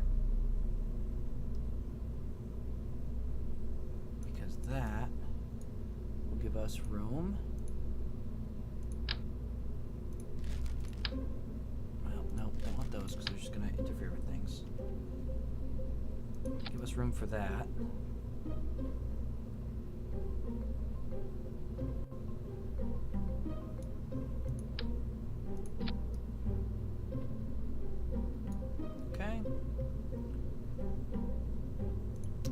The FLA adapter, FLA 5, yep.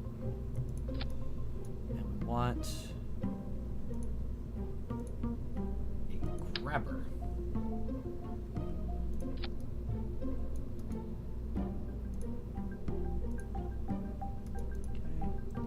Then on the bottom section, I can't do that on the bottom section, okay. Alright. Let's then do... Let's recover some of this extra fuel capacity we removed. And...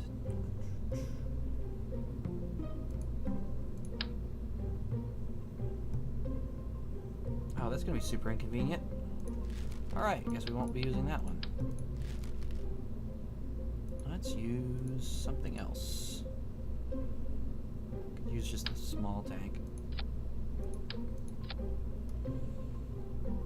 Okay, yeah, looks fine. It's gonna be a little overweight compared to normal. But, yeah, that'll do. That'll do, pig.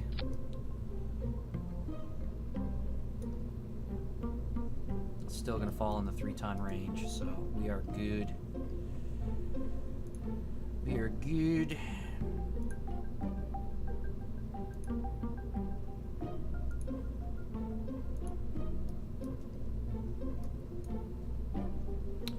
Means I can still get away with a K3 Mooner transfer. Nice cheap launcher.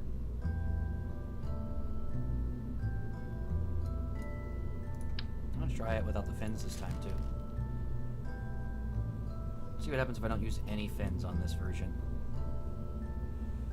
I can actually kind of get an idea too. Actually, can I? Center of aerodynamic pressure is where? Where's the center of aerodynamic pressure? Oh, way down there. Okay. So, all right. It thinks it's fine. It thinks it's fine. I'm gonna just see what happens. So I want all that junk to go.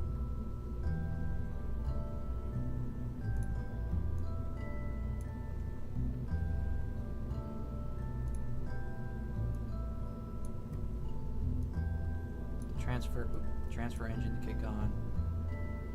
And that guy, then that guy, then that guy.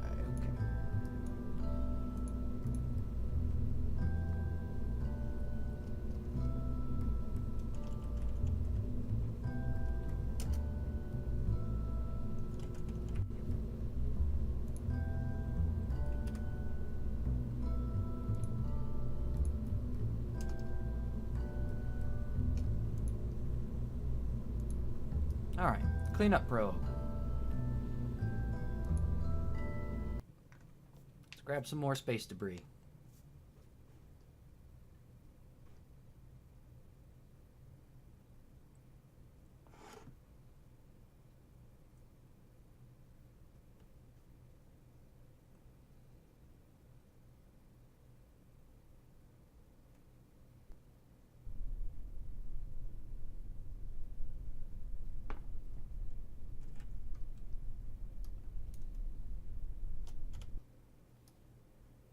Let's time it out here. Oh, we're actually looking pretty good to intercept Ronner's debris. So let's start with that.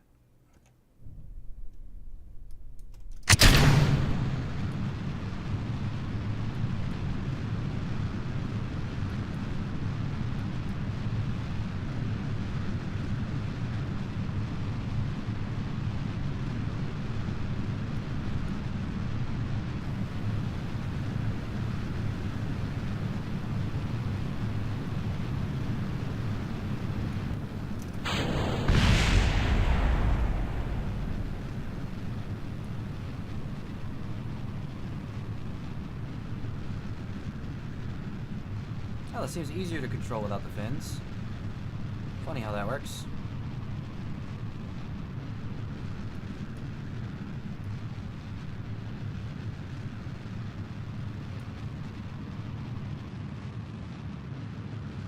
Oh, yeah, we're going to actually be a little ahead of Ronner's capsule here.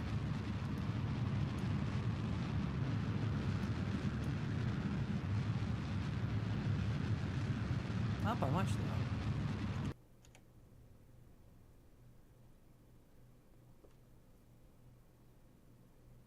What's more impressive is that we still have fuel in the first stage.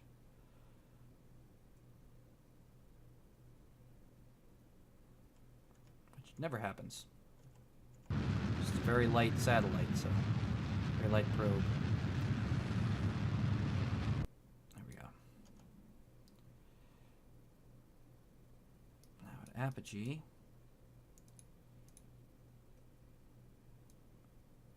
Actually do a little bit of a trick. I'm going to hold on to this first stage until we need to do our burn. Extra weight helps us carry up through the atmosphere because of the additional momentum.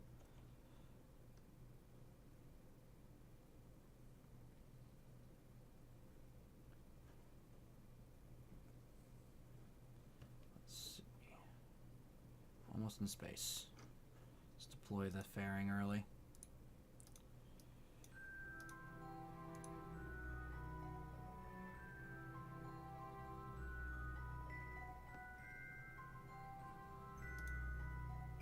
Okay, so we want to be... Whoop, don't want the RCS yet. Thank you. 1 minute, 6 seconds, so we want to be about 33 seconds away from the maneuver node.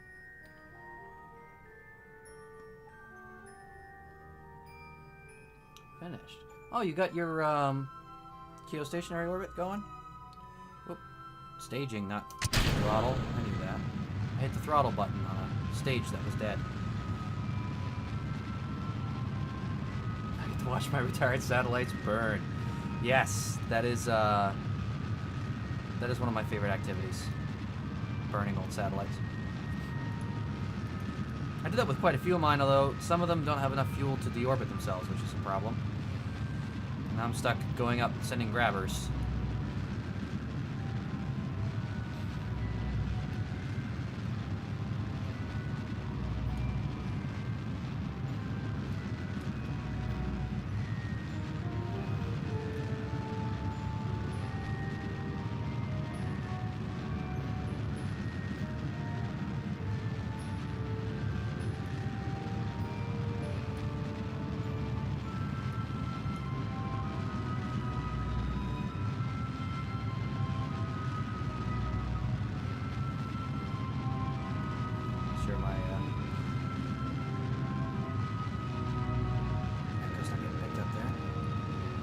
I'm very nervous about my stream getting cut off, and I just went way overboard. My stream getting cut off because it's been happening a lot lately. I went overboard, but we actually kind of needed to do that anyway, so we could time out our rendezvous.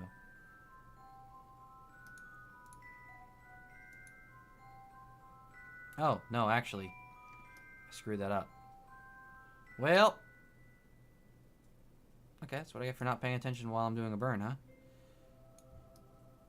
Let's figure out which one would be in good position for. I could just, aim retrograde again and just be wasteful. Which is probably what I'm going to do. Satellite survived re-entry. Yep, that happened to me once already. That was interesting when that happened. I had one I managed to splash down ever so gently. No parachutes or anything, just nice casual landing. Like it was made to do it.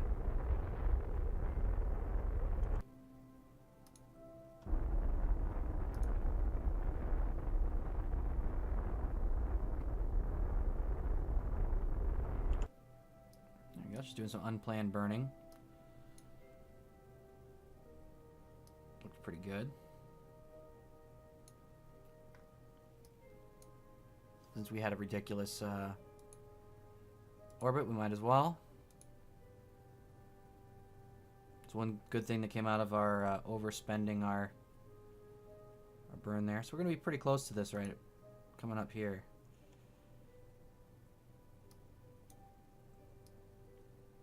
So I'll just be able to decelerate and grab this pretty quick after all.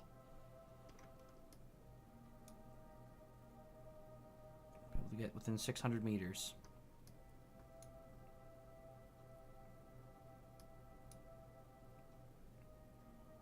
I find it remarkable whenever I have a craft that I want to not survive, it just somehow defies all the odds and manages, and then Other times when I have something that I just need to survive, it'll just explode for some kind of graphical glitch or something.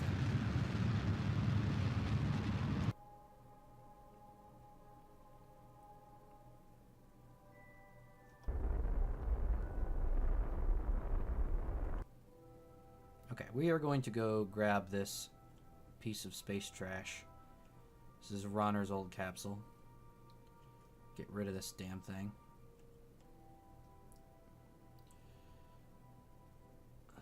Still out, so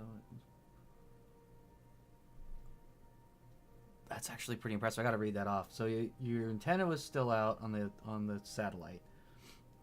So it put into a SpaceX spin. I like the reference, and only hit the ground at 70 meters a second. That's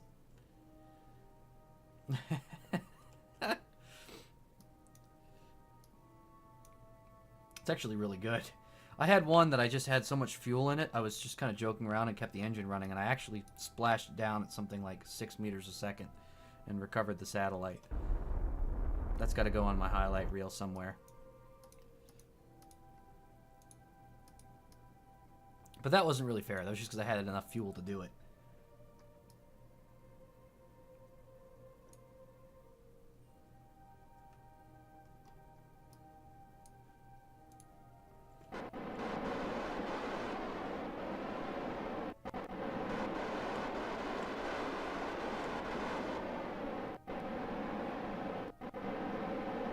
I don't know if you saw how many launches today were scrubbed. There was a lot of launches that were scheduled for today. I think like 5 of them.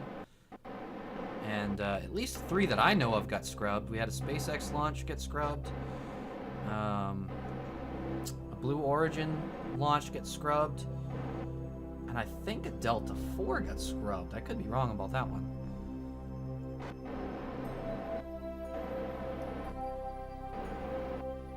It's just not a good day for launches. I will probably see what Scott Manley had to say on the matter a little later.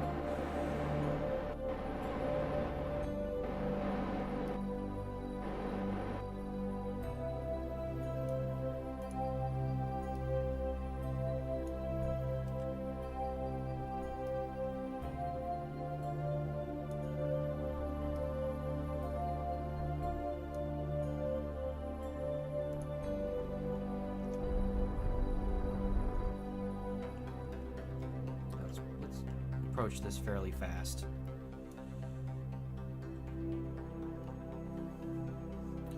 All right, bestie. Do your thing.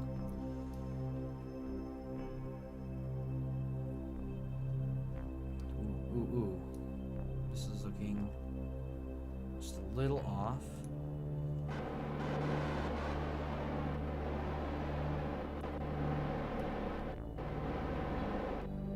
Saving RCS for braking maneuver here.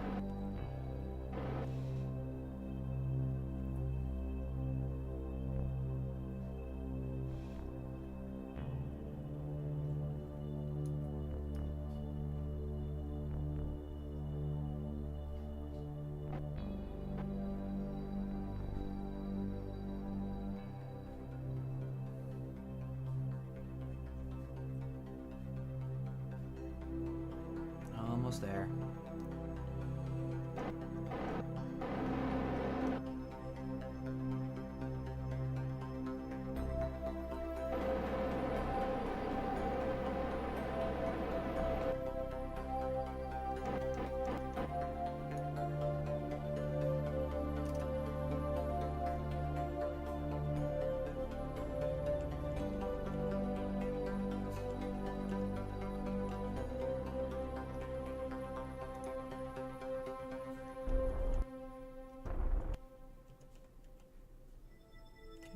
For the grab.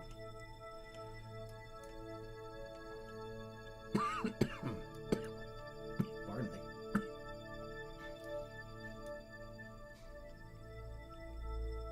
Bingo. Alright, now we go retrograde. Oh, control from here. Don't control from the pod. Don't be a dingus. Alright. Now, Retrograde burn. Deorbit ourselves. And then reorbit.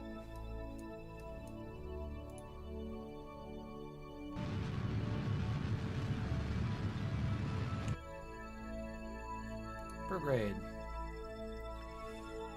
Let go of this piece of junk.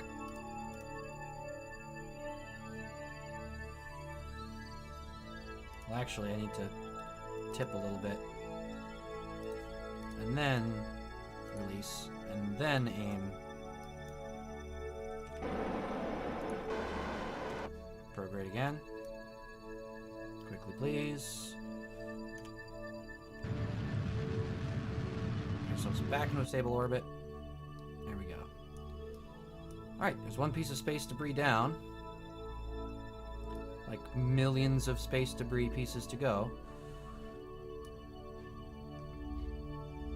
I forget if Keosat 3 is out of fuel or what the deal was on that one. And Kolniasat as well. Switch to Kolniasat. I think that one had fuel. I think I can deorbit this one.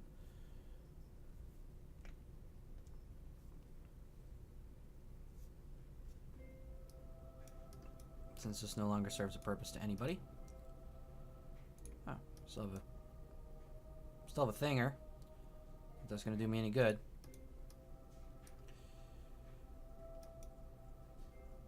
Alright, retrograde.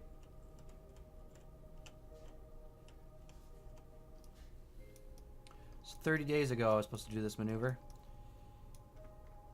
I don't even see where Kerbin. Oh, there it is.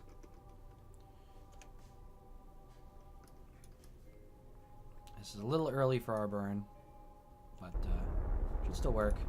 This whole time I was like paranoid about it not working, but it's clearly working.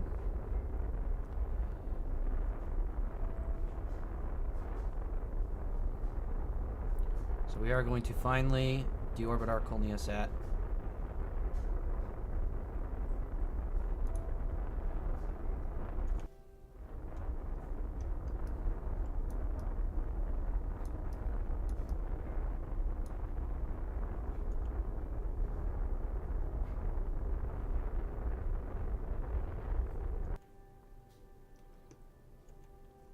So that sucker is going to go.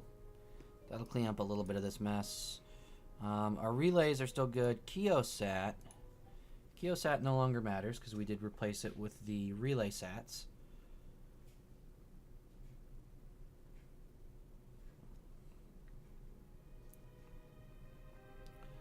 This does still have fuel. So let's just aim at retrograde and go for it. Don't know why I bothered to keep this one.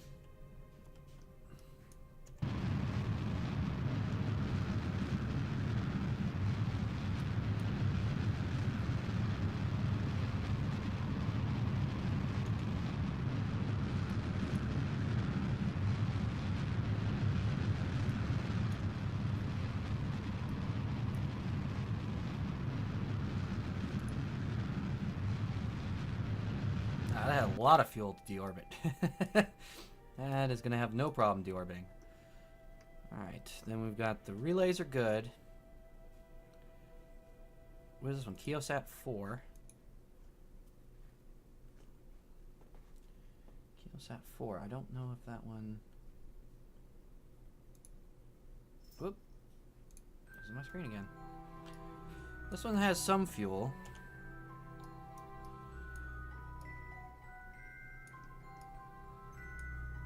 Pretty circular orbit. It doesn't matter where I do the retrograde burn. I can at least try and do the retrograde burn.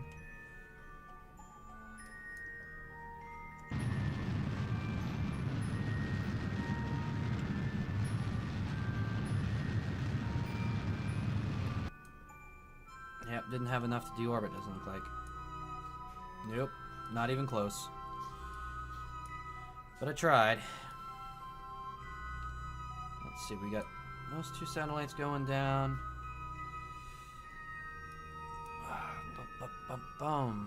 Orbiter 3.3. I can see if any of these have their solar panels finally aiming in the correct direction. Probably not, though.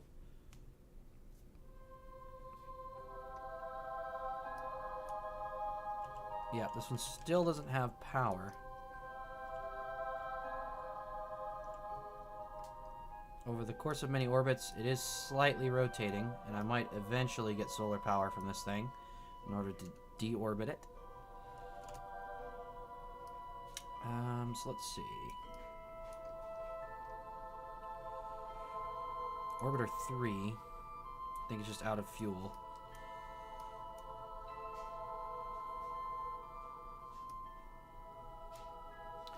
And there's always debris. And I've got a lot of debris to worry about. Cleanup probe. Switch to. See if there's any big pieces of debris I can try and deorbit with our cleanup probe. At least the stuff like in close orbit I want to try and eliminate. We've got Tedman's debris. I can try and set that as our target. And then all we should have to do is aim prograde a little bit. Yep, and slow ourselves down. This should be ideal. So we're going to speed up to make our rotation around the planet slower, so we're going to speed up to slow down. Orbital mechanics, they're a wonderful thing.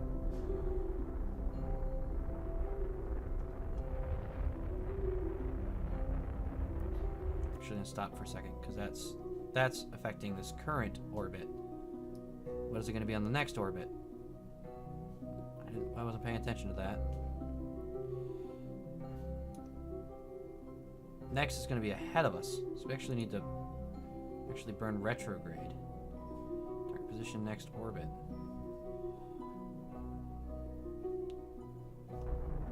So I'm actually burning the wrong way. I actually just made it worse. No maneuver node this time, just winging it a little bit.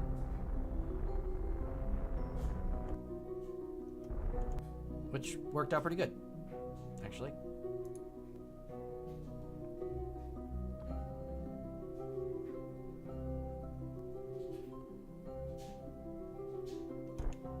Nope, just made it worse. Just made it worse. Throw some of that way down.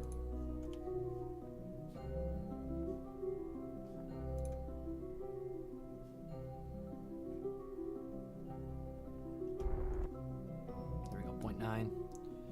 Now, what's going to be the big thing on this one? Probably ascending, descending node. Actually more like altitude. Okay. So I could probably make a radial change at this point and make that work for us.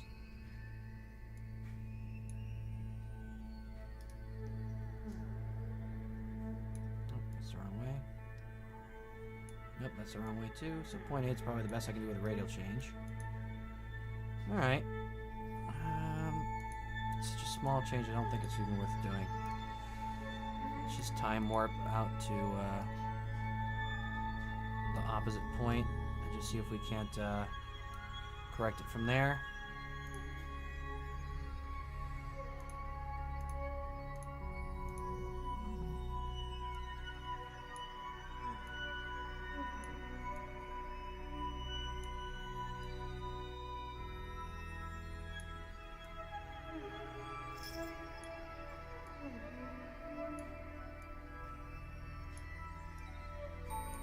There we go.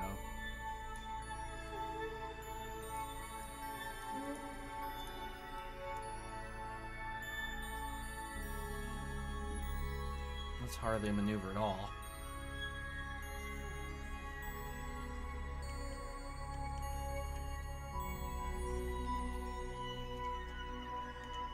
Oh, this thing is wobbly. Alright, let's auto strut heaviest part. Doesn't wobble so darn much. Turn down the thrust limiter way down. Way down. At least we have a 1 second burn. Fast forward.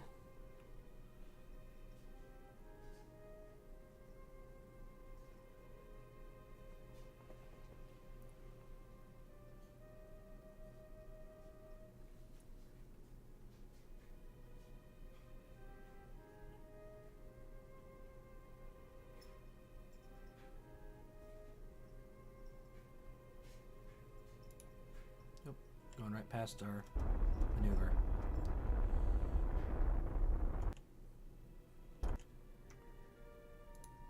Good enough. Actually, looks pretty good.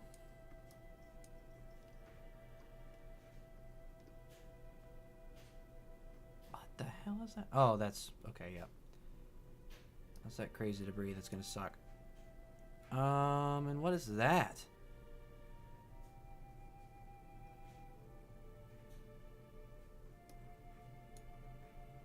What in the heck is that?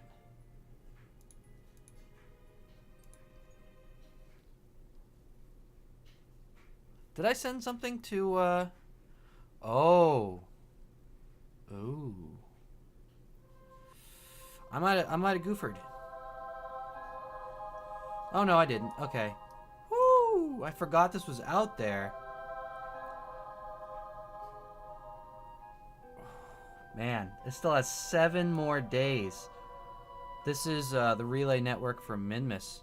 I forgot that was even out there. That is bad. Ooh, that is a bad thing. It's not the kind of thing you want to just randomly forget about, huh?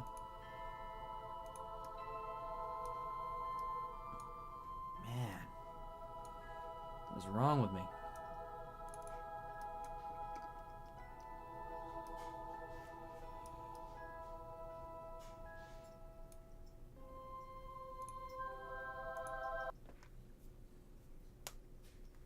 I completely forgot I have an entire relay network for Minmus on the way. It's still 7 days out, though, so...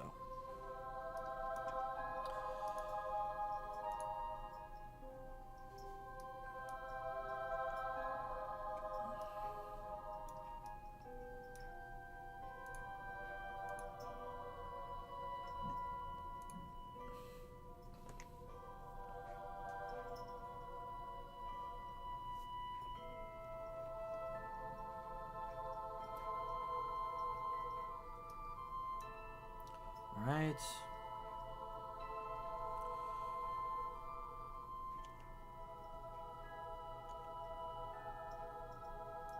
We can now go retrograde the target.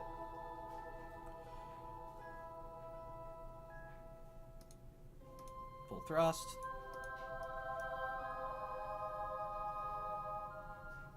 We get our second piece of space debris for this this guy.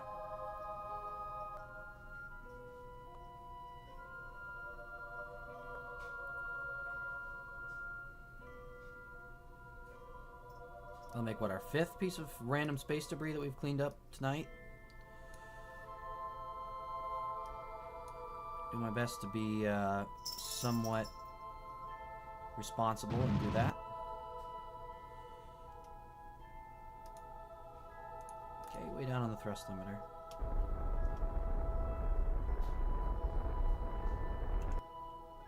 Okay, now let's aim at the target.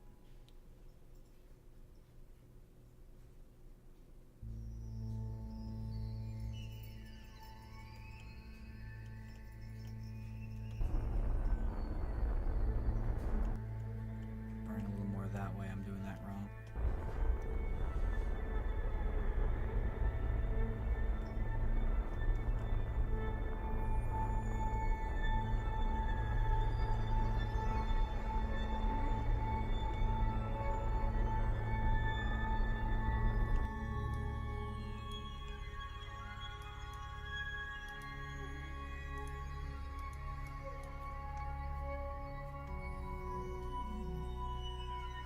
Alright, and we're still not even done with the launcher yet. We're still using the launcher to tool around, instead of using the actual craft.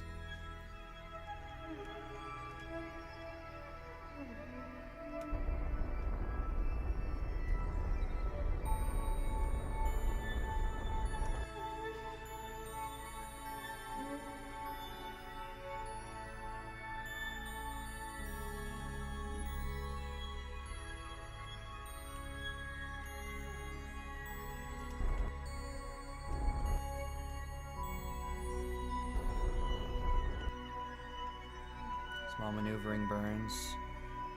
So I can try and actually connect with this, or collect this thing without using any RCS, which might be doable in this instance.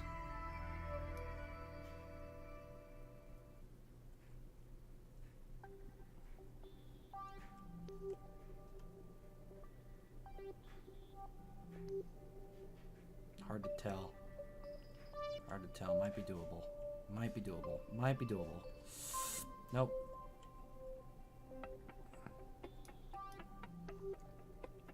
Sorry, we just cancel out movement to target.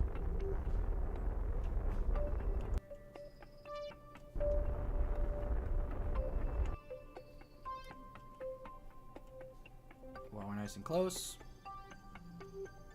aim directly at it and go for it again.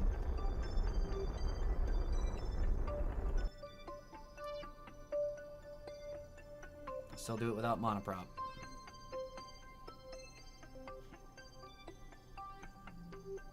Oh, okay. Or I could just not grab it. That's neat. It's always fun when it does that. So let's cancel movement to target again.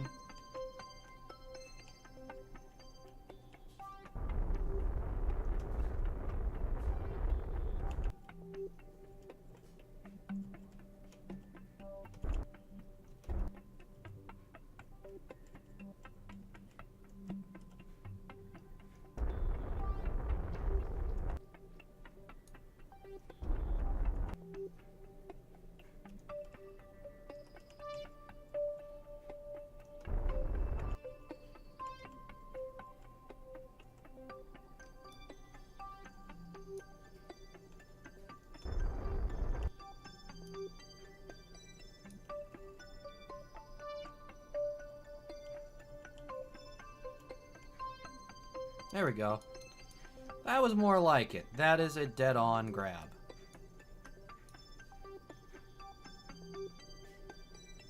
Okay, so we're going to aim retrograde.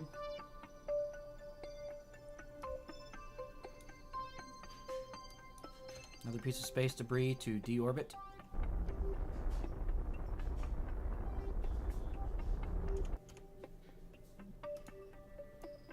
Full thrust limiter.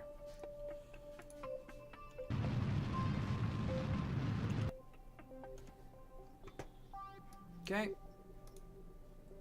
Release. Go prograde.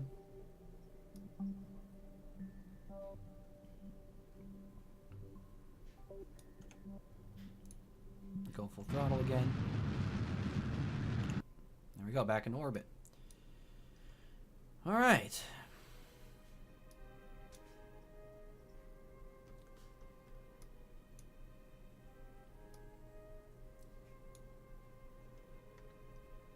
Tedman's debris now doomed for deorbit.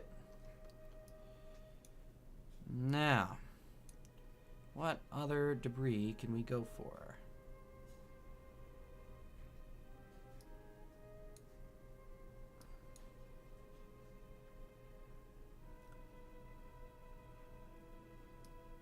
What about orbiter 3.3 relay? Where is that? 3.4 relay.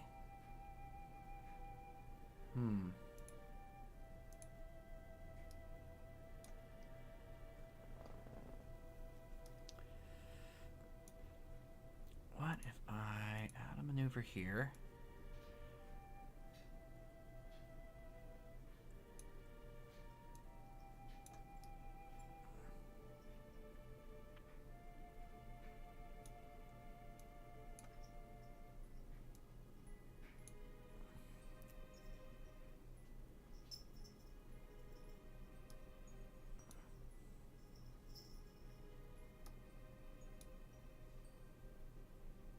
Oh, it's coming in the opposite direction. That is a... That's right. That is a retrograde orbit. So that will not be happening today on that one.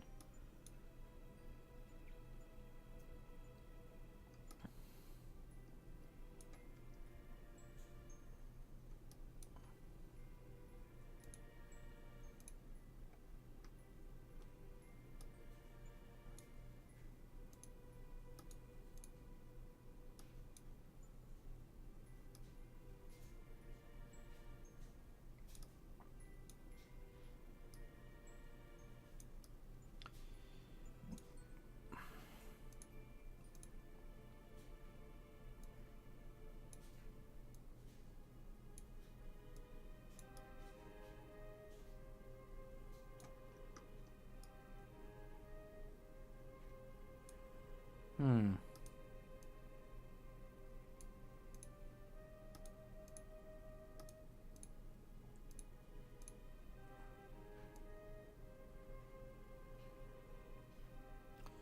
So let's see. What if on the far side of this right here...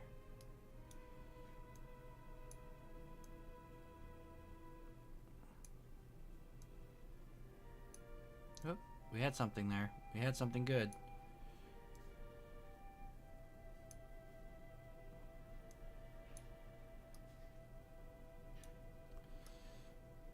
That could be a thing. So let's do that. Let's do ascending node, or descending node, and correct this.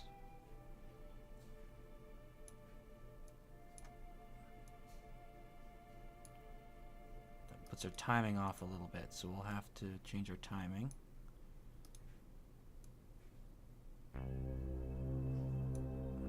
At an insanely high relative speed difference.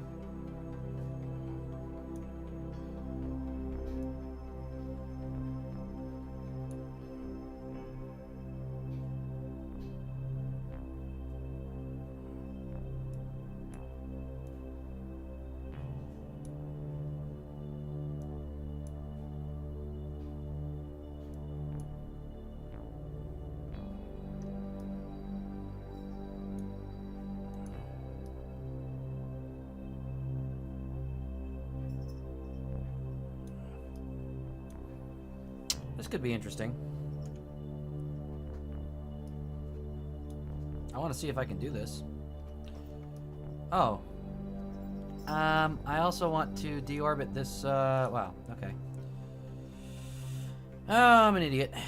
Forgot the retrograde rockets on the booster, so we're about to leave space debris in space while we were trying to remove space debris. So that's going to cancel all our maneuvers today. Let's go ahead, full throttle this.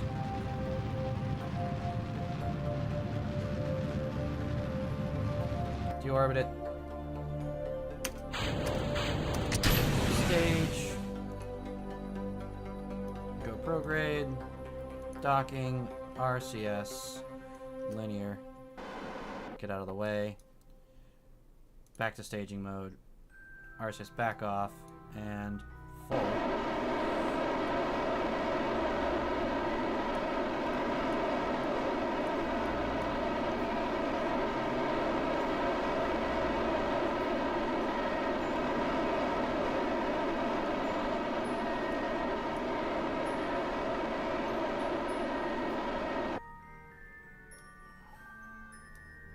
Where are we?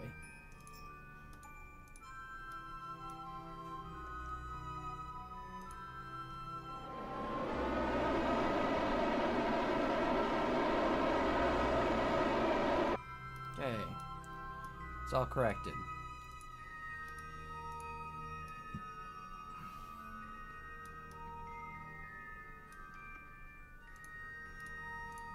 Now all our maneuvers are messed up. So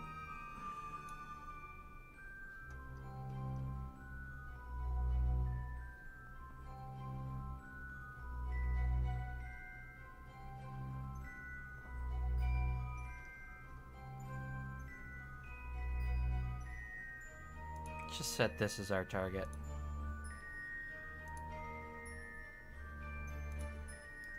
Let's keep burning prograde until this lines up.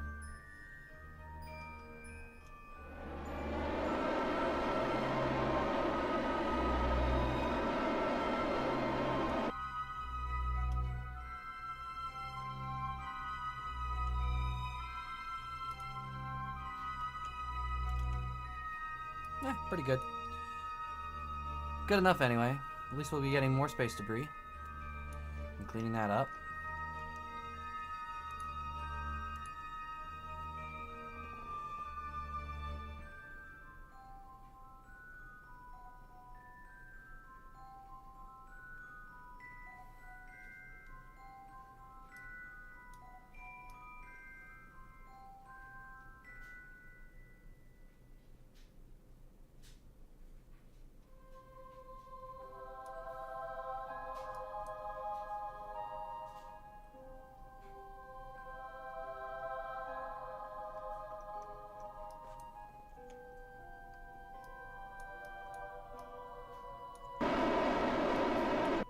Oh, we want to do, ooh, target retrograde. So goof that up.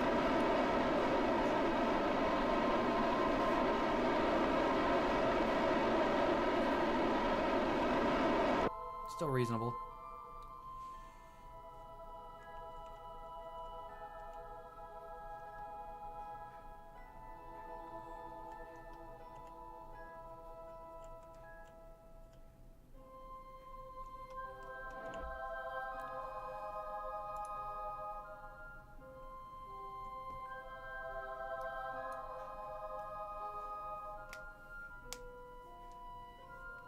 All right. Just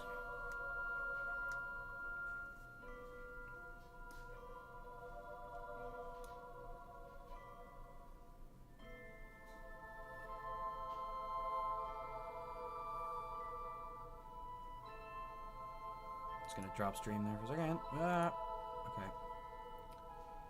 Yeah. Keep getting paranoid that this is just gonna not be up and running.